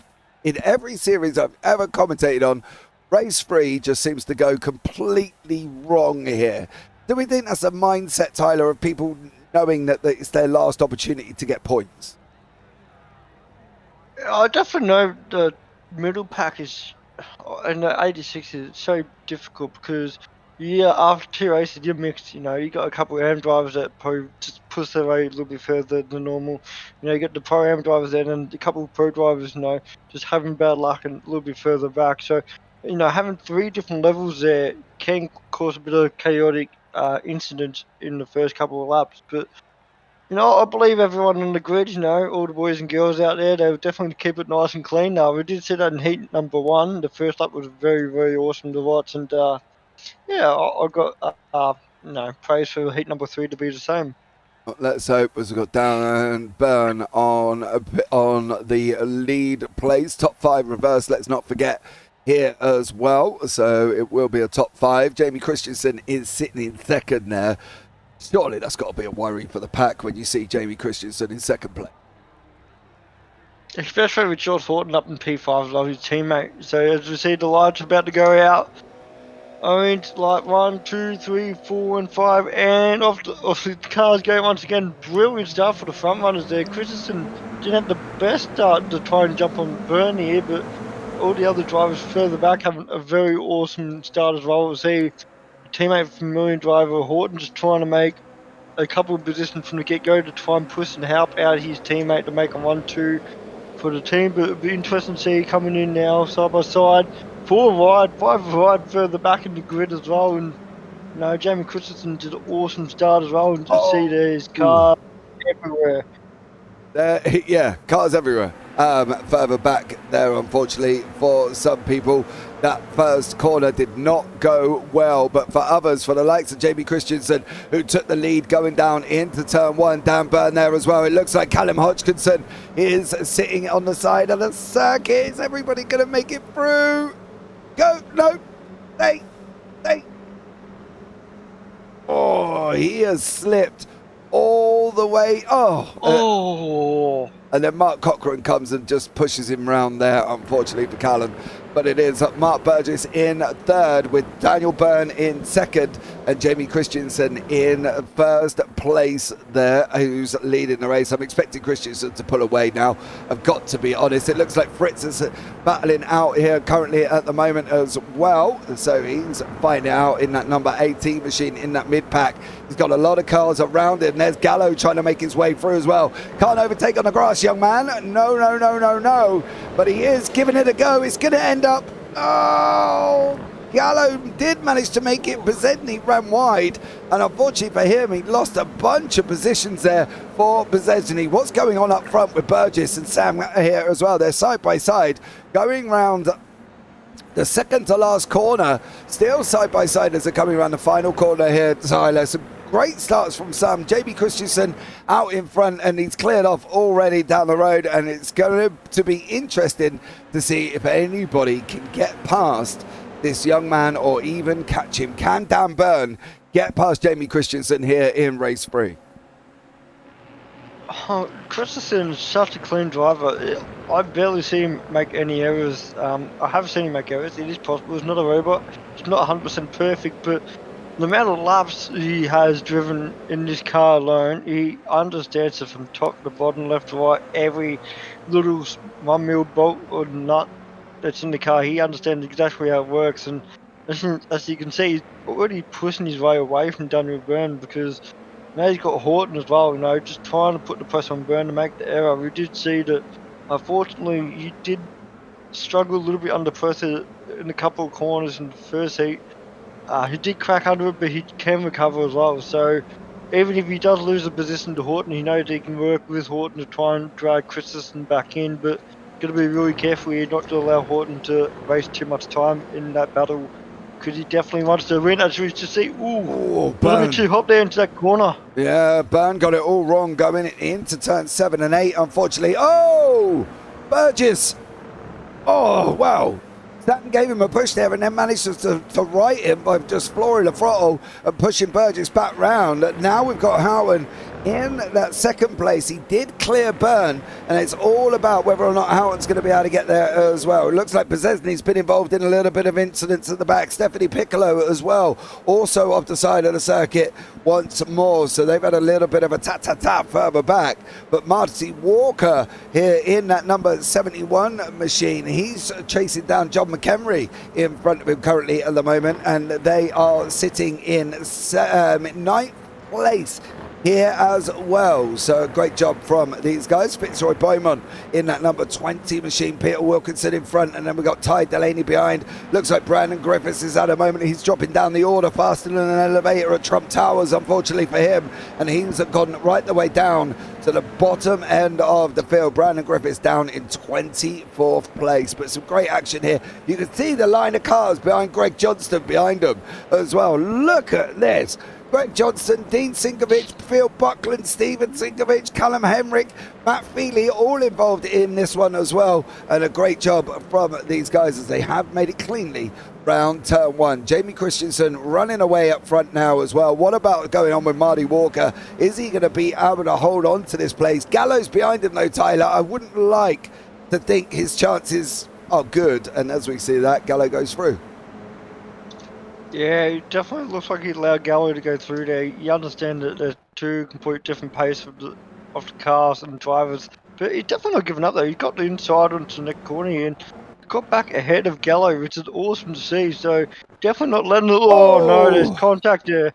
Yeah, Marty Walker unfortunately going off there as well, just as we start getting the blinking with a big old collision. Mitch Noble looks like he's been off. Kevin Wakefield, Brandon Griffiths also been off the side of the circuit. Dylan Bezegny is also off as well. It looks like some people, including Mitch Noble here, has had a little bit of an unfortunate incident there, and he's hit the curb. Is he going to go onto the gravel? They're both on the gravel. They're both coming back on here as well. Something must happen further on from that, because they end up making a big old collision, and Bezesny ended up going back into the pits. He is facing the wrong way, is Dylan there, and unfortunately for him, not an ideal scenario. But Jamie Christensen out in front, Josh Houghton right up behind him here as well, as Daniel Byrne goes off the side there as on the final corner, just overcooks it coming out. Now they're going to be side by side. Is it going to be Houghton? Is it going to be Christensen? Down into turn 1 they go. It's Christensen on the left, Houghton on the right. How's this one going to work out? Houghton should have the inside, mind you, for the exit of turn 2, but Christensen will have the inside for free. Through turn 2 they go. Christensen's going to keep his nose up there. Oh, he did manage to do it. He had that inside line, and that, unfortunately, is one of the things of being on that outside for turn 1. You do get the inside for 2, but then the person on the inside gets the inside for free. Yeah, they're definitely enjoying this battle right here. Both of them last week took heat number 1, 2, 3 between each other, so no one else managed to pinch a win, but tonight's a little bit different though. Christensen hasn't got a win yet. Horton did win last heat, so between the two of these boys, they're definitely battling out for the championship, and they just, unfortunately, Christensen missing out in heat number 1. He wants to take the win. He knows every point counts, no matter what happens out there, week in, week out. You never know. Those 2 points can maybe win him another championship. So this battle can be crucial. I know it's round number 2, but every point counts. Yeah, it does, and I think sometimes, you know, you can look at the championship and think, okay, are we really needing to focus on it there as well? As Christian gets a little bit of a wiggle, I think that's intentional, and then Houghton gives him a flash of appreciation. Burgess there has got the Velocity 968 machine of Sam Katakazunis behind him, in front of him as well, sorry I should say, as Burgess nearly made contact, Tyler, as you take a big, deep, heavy breath there in my ear. Yeah, I mean, we've seen that a few times tonight, and we've seen that go the wrong way there. I think Burgess, he knew, just to back up a little bit, he knew that if he had kept on the throttle a little bit more, there would have been massive contact and can ruin Sam's night and maybe his own as well. But as you see now, coming across the start-finish line, he has the inside line coming to turn number 1. He's definitely going to try and do it nice and clean. He's got a long way ahead of him as well. Unfortunately, a 3-set gap between himself and Burns, so he's got to make a nice click and clean and just make sure they stop battling each other, because they're both outside the podium finish and they've got to work together to try and catch up to Daniel Byrne. Yeah, Jamie Christensen and Houghton were side by side. They've swapped positions a couple of times here. They're on their one down into Repsol turn 4. Christensen on the inside, Houghton on the outside again. If Houghton can hang it there, he should have the inside line for 5. He can't quite keep it going. Now he's swapped sides now. He's going to try the outside for turn 5. He's going to take that wider line. He's going to look for that cutback coming out of this as well. He's got to get on the gas early though, Houghton, into turn 6, into turn 7 and 8. They go now. Christensen is still out in front with Houghton in second place. And then behind that, you've got Daniel Byrne, who is trying to close them down here as well. So great battles at the front end of the field. Great battles from 4th to 6th. And then we've got 7th all the way down to 11th. Having a good old scrap here as well. So some great action so far as these guys are battling it out once more. And a stellar job from all of them. There's the Pro-Am and the Am leaders at the moment. As you see, it's Christensen, Houghton for the pros, Ratcliffe Noble in the Pro-Ams, and then Fritz and Singovich there in the Ams. So some great action. Phil Buckland down Batouche, looks like they've had a coming together with Shane Nowens as well. Unfortunately for them guys, it's not looking too clever. Behind that, Miles Burgess, with Sam Katakazunis here as well. And a very fast charging Shane Ratcliffe there as well, as we see him come hurtling around the corner. Yeah, Shane definitely wants a bit of redemption. Unfortunately, he was caught in an incident early on in the night, so he's got a teammate right ahead of him. He's got Miles Burgess to the left. He wants to make sure he can use his teammate to work together and capitalise on this position, try and make a break and try and go for the double overtake here in front of Sammy here, and shoved his own teammate wide and himself there. And Miles Burgess kept it nice and clean, and that could have been very, very messy very quickly then. Yeah, definitely could have been, and Shane Ratcliffe did make the 2-for-1 special there as well. Houghton and Christensen now got Byrne coming into the mix. It's going to be a three-way fight as we enter into the last 10 minutes. Through turn 4 we go. Christensen on the right-hand side of your screen. Houghton in the green machine there behind him in at number 43 with Dan Byrne behind that one as well. Three-way fight developing at the front of the pack here. Nice, great racing from all of these guys, and it should be very, very interesting to see how they get on as they're going into the last 9 minutes, Tyler, as well. I would normally say, with the pace that Christensen had in race 2, the fact that he gained 31 positions, I thought he would have been gone by now, but Houghton's keeping him honest. He's pressurising him all the way. Yeah, it definitely looks like he's having a bit of fun with the battles. I know Christensen loves toying with the competition a little bit, but he can call it toying as much as you want. These boys behind him, they're just as quick, you know. Christensen definitely I think he's putting their patience to the test to see how long they can, last behind him. How much pressure can they put him under, you know? He's got to remember as well, you know, allowing him to be right behind him. If he makes one small error, he's going backwards, and these two boys get to capitalise it and get ahead of him. So he's got to be really careful here. I know he's having a bit of fun with the battles, but do you want to throw P1 out the window? If it was me, I definitely wouldn't. But see Horton there flashing his lights. He's definitely saying to Jamie, come on, let's get this going. Ooh. Dude, that was late. That was late. Oh, Christensen, that was late. I am so sorry for that one, sir, but you can't be doing that. That was such a late move there, and he wasn't even proactive. He was reacting to what Houghton had done. Houghton had gone and pulled out, and Christensen and then just a reactive move to block him off. But that was getting close to the borderline. No. I think in my eyes, I'd rather see that happen, you know, down into turn one if they were, you know, in the braking zone and battling it out. But I think. No, I didn't like that. That was a little bit of a late move for Christensen there. Once more, as Dan Byrne is sitting in third place as well, just watching the action unfold as these guys are battling it out. We've got the AM lead as well with Sinkovic and Fritz. We'll pick up on that one very, very shortly. But these pros at the front still going at it once more. And at the moment, it's Houghton, Christensen and Byrne. That was a late move from Christensen. Yeah, I definitely can agree with you with that. I mean, that is not normal for him to do something like that, like especially just putting himself and Horton both in danger there, you know.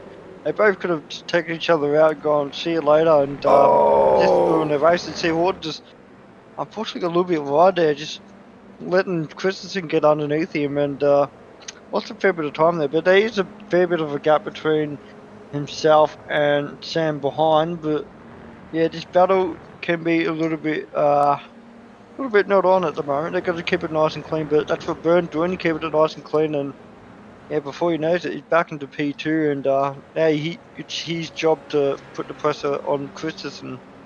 Do you know, as much as I love fast drivers, and I've got to point it out here, and a bit dangerous, reactive move right there. It was, Doug, and I agree with you.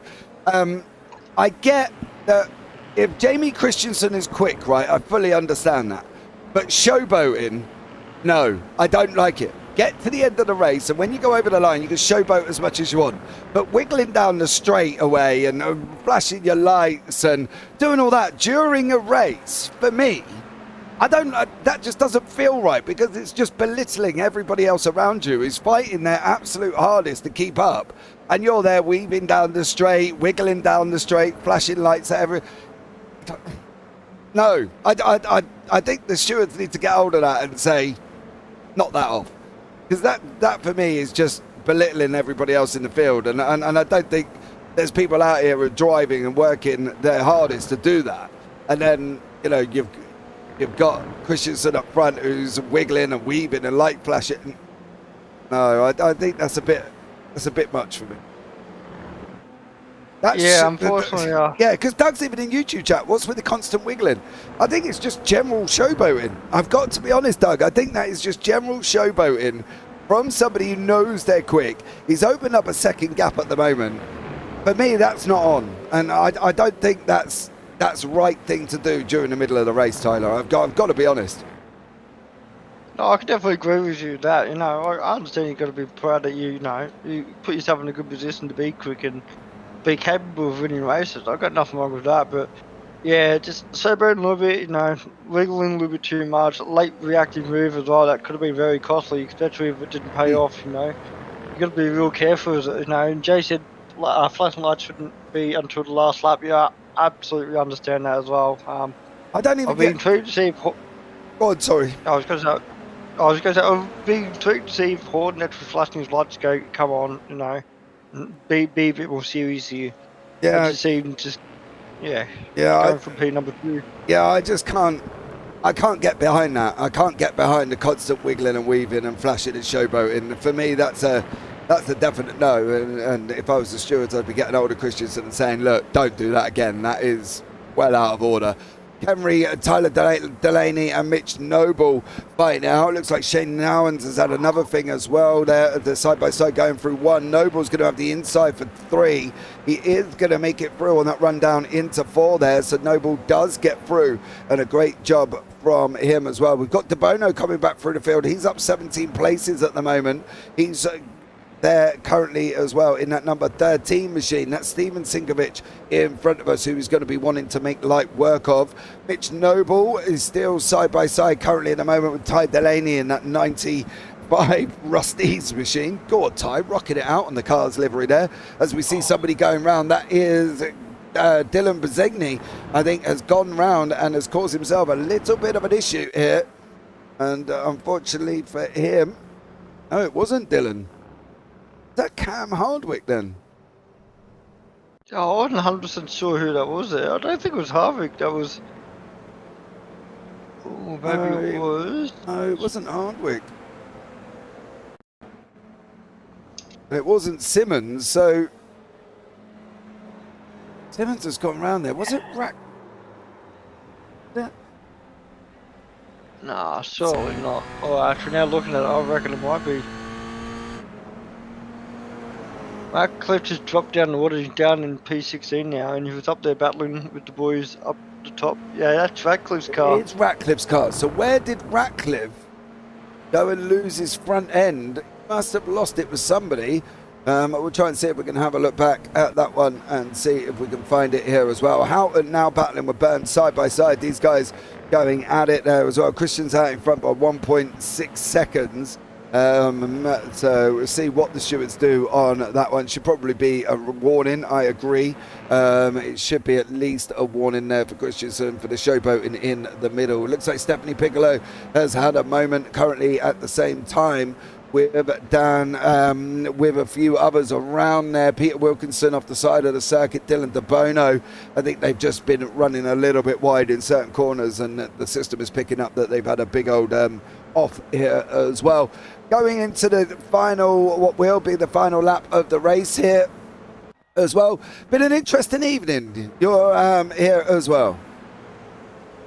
Yeah, it definitely has been interesting. Obviously, we see a few drivers just fortunately caught in a bit of havoc. You know, you see massive gains like Dylan De Bono up to 19 position. Kurt Chapman, they're moving up 19 in this race. Fitzroy Beaumont actually impressive up 23 position. He did start in P30, so you know, like a lot of the drivers get a chance to make positions, but unfortunately there's a few that lost out. You know, the fan favourite and see crisscross driver like Callum Hodgkinson, you know, down a lap, down in P31, down 24 positions.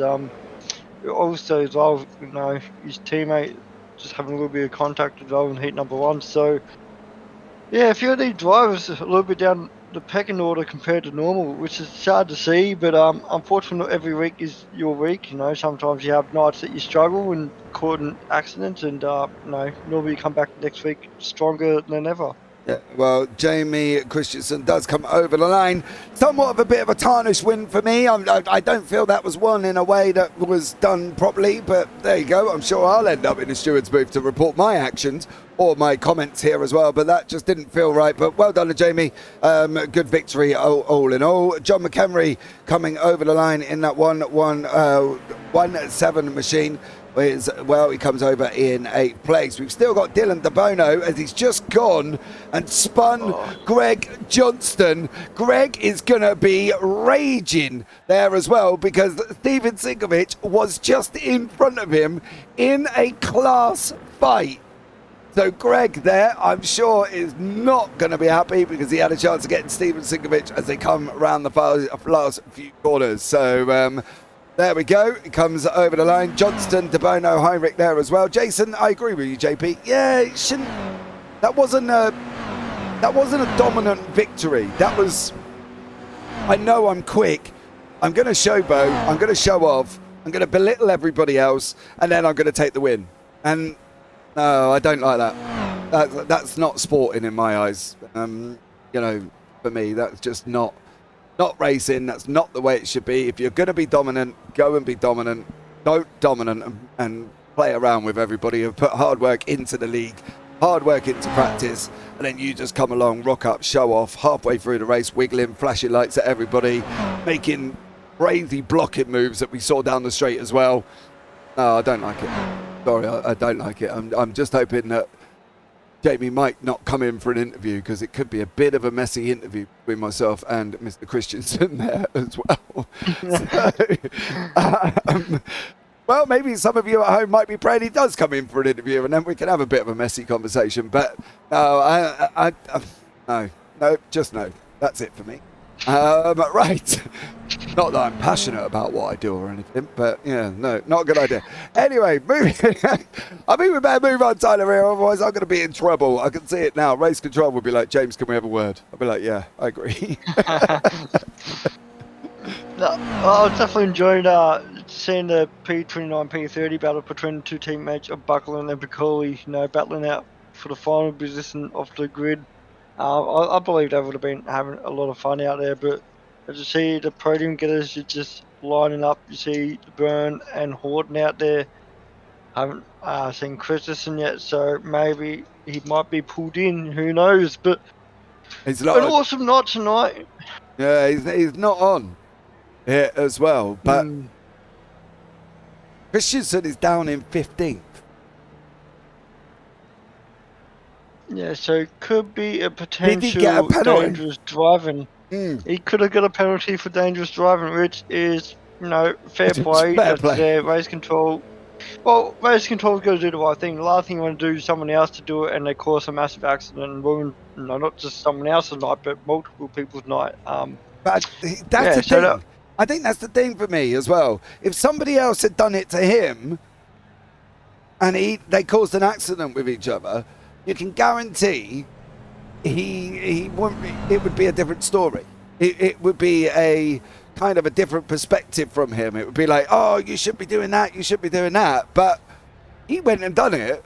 He took the win, and by the looks of it, race control said no. Hold on a minute.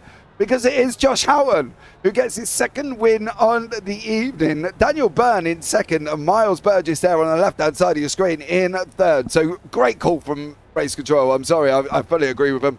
Sam Katzkazunis in fourth, with Fitzroy Boyman in fifth, John McHenry in sixth, Ty Delaney in seventh, and in eighth place there as well was Mitch Noble, Ryan Price in ninth, Dean Sinkovich in 10th, Dan Fritz in 11th, Kurt Chapman 12th, Brandon Griffiths in 13th, then you've got Steven Sinkovich in 14th, Jamie Christensen down in 15th, David Gallo down in 16th place. On from that, Dan Patouche in 17th, Kevin Wakefield 18th, Marty Walker 19th, Greg Johnston 20th. Then we've got Dylan DeBono, Callum Heinrich, Wayne Edwards, Shane Nowens, Brandon Soper, Shane Ratcliffe, Peter Wilkinson and Dave Simmons. Then we've got Phil Buckland, Stephanie Piccolo. Then we go into Callan Hodgson and Dylan Brizeni, who are 1 lap down, with Cam Hardwick 2 laps. Mark Cochran, who was 4 laps down, unfortunately, and Matt Feely there as well. So we have got some people into the booth. Oh dear, Jamie Christensen is in the interview room. Okay, let's pick up here as well. The man who took 2 wins over the evening. He did come away, by all accounts, with the win in race 3 as well. Josh Houghton, welcome in. Josh, how are you, buddy? I am doing bloody amazing, mate. How about yourself? Oh, mate, I'm doing amazing. I've just watched some great racing. I've just watched you put on an absolutely stellar show. Okay, there was a little bit of a somewhat conversations going on with YouTube and stuff like that as well about some of the actions and the driving of Mr. Christensen. You were behind him. What did you think of some of the things that was going on track?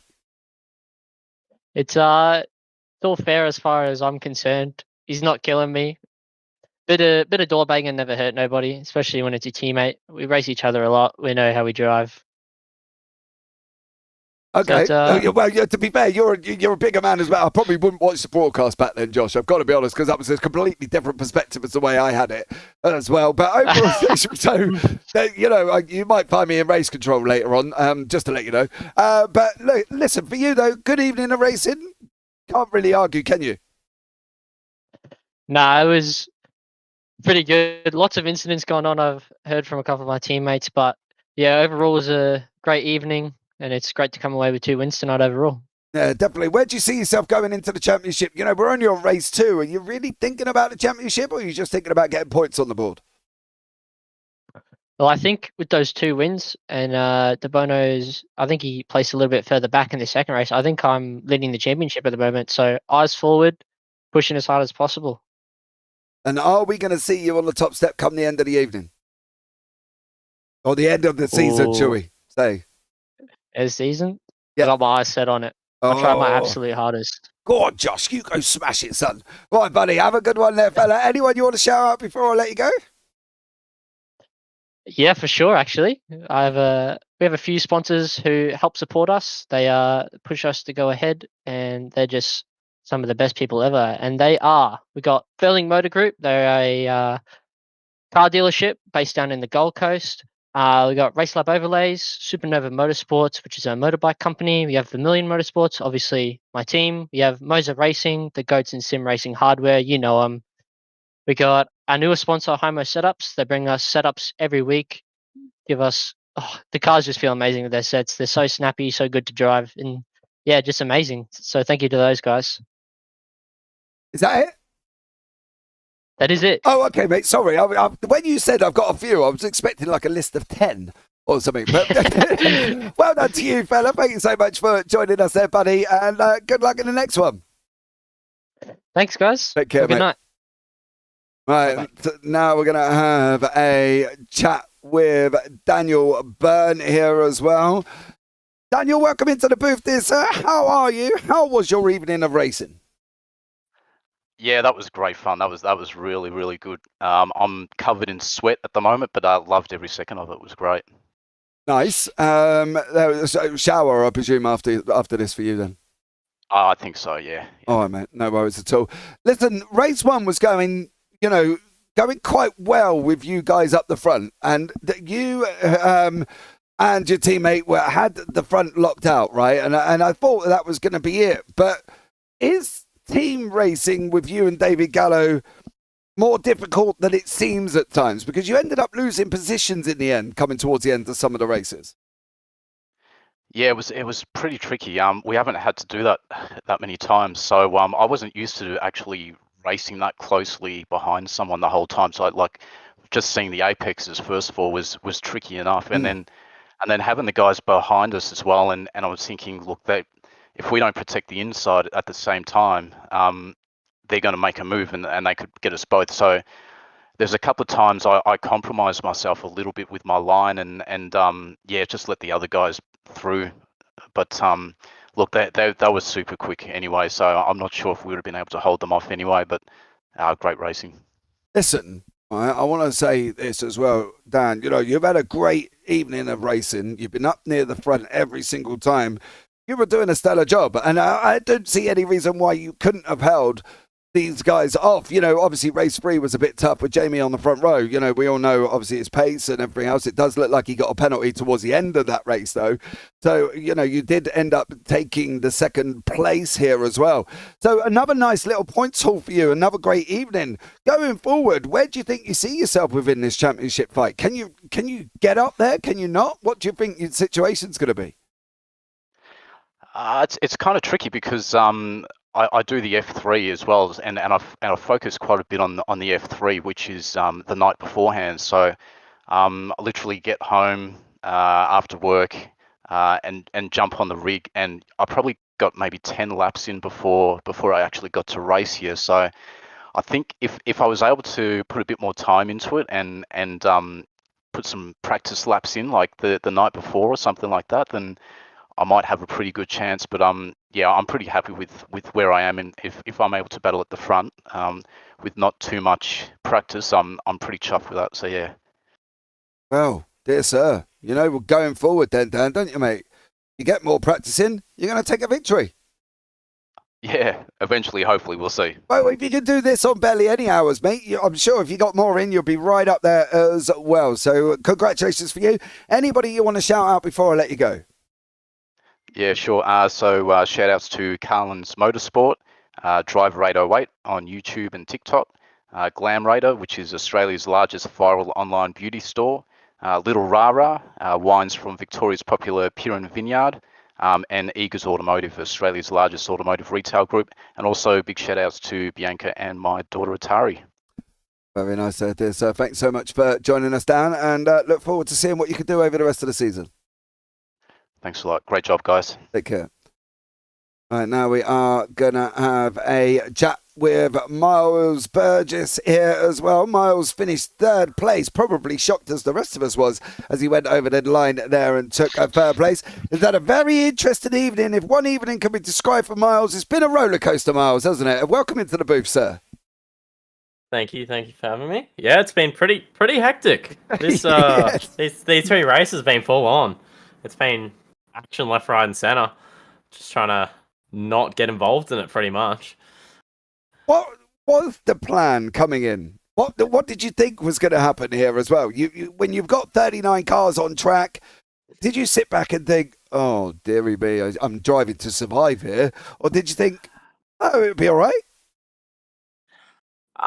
Yeah, no, I thought it'll be all right. I thought maybe it might have been, get caught up in something, but we kind of take the blows as they come and have fun while we're doing it, I guess. It's very diplomatic there as well. I do love that, Miles, as well. Yeah, we took the blows as they come, we did see a few. I was involved in a few and all of this as well. Coming forward for you, what are we looking at from Miles this season? Are we going to see Miles Burgess Pro-Am champion this season? No promises in that one, because I do work evenings, so I've got a feeling I'm going to take more than one drop round, unfortunately.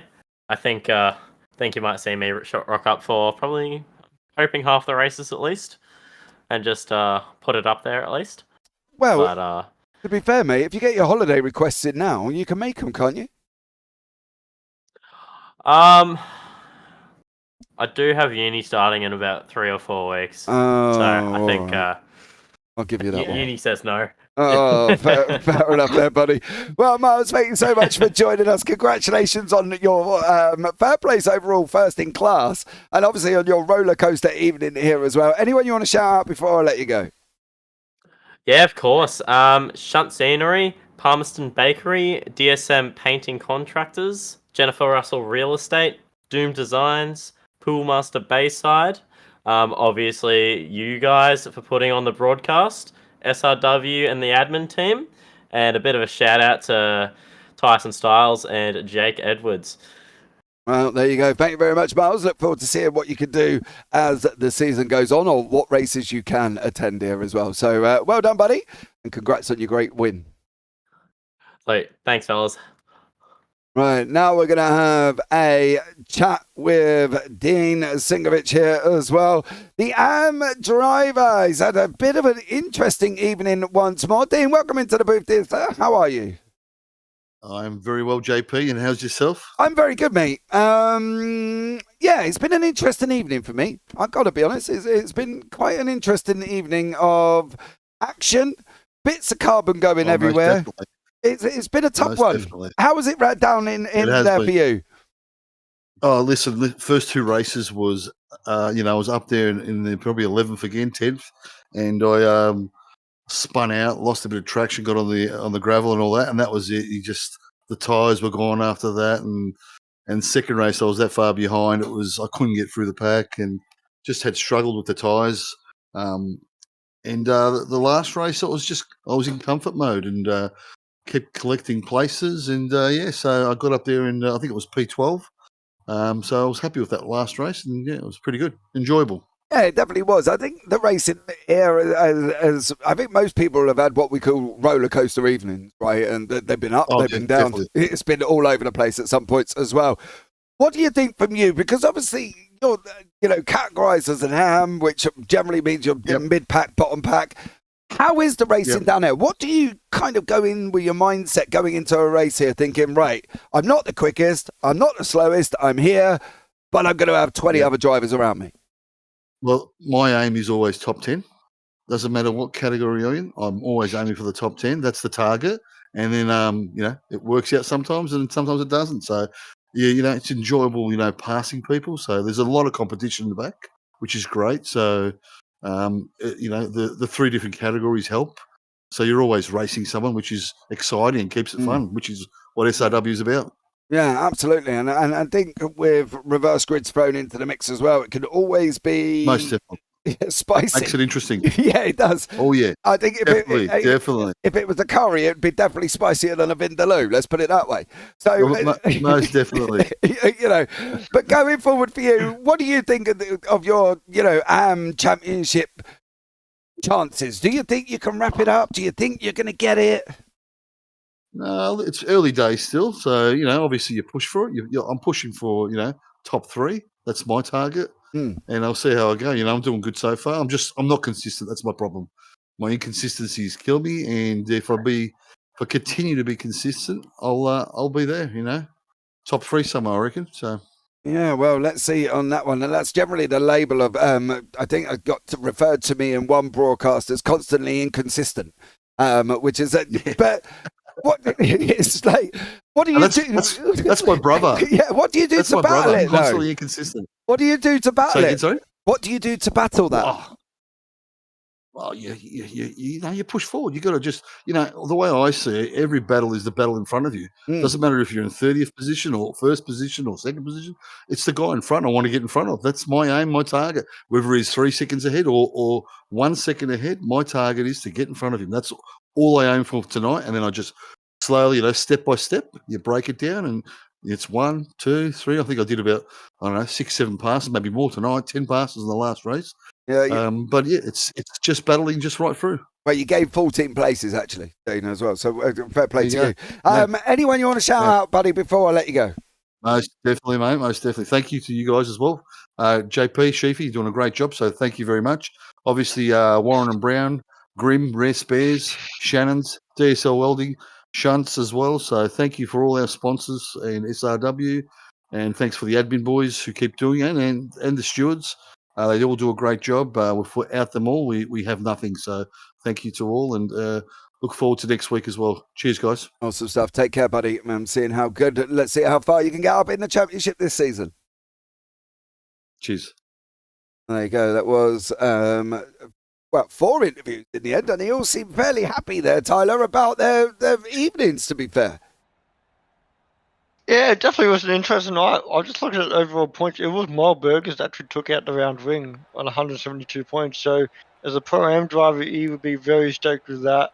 Joshua Horton was in P2 and Daniel Byrne was P3 overall. So, we thankfully got to talk to all 3 of those boys tonight, which is good. And same thing with Dino as well, taking out the AM win. But yeah, the battle was definitely on. I know a few drivers, like I said earlier, just probably weren't in the right position, just at the wrong place at the wrong time, and just got caught in a little bit of havoc. But I'm definitely looking forward to next week, and I reckon a lot of boys would have been very proud of tonight's race. Yeah, absolutely. I do fully agree with you here as well. That's going to round it up from us up here in the booth here as well. I've been James Parfett alongside Tyler Sheaf. Hopefully I might see you next week, but either that or you're going to see me in race control. But for now, guys, take care. Have a great week, and you never know, we might see you on the track sometime. Good night.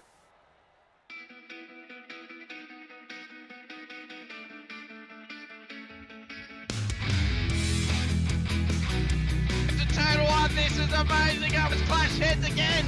This is like Chaz Mostert and Cam Waters. Almost the same situation. Better contact going down the hill. Sam Noble wants to sniff on Dave Coleman now. Sam Noble bottle right now because, tell you what, Bruce Tanak and Jamie Dyke just absolutely drove away from us.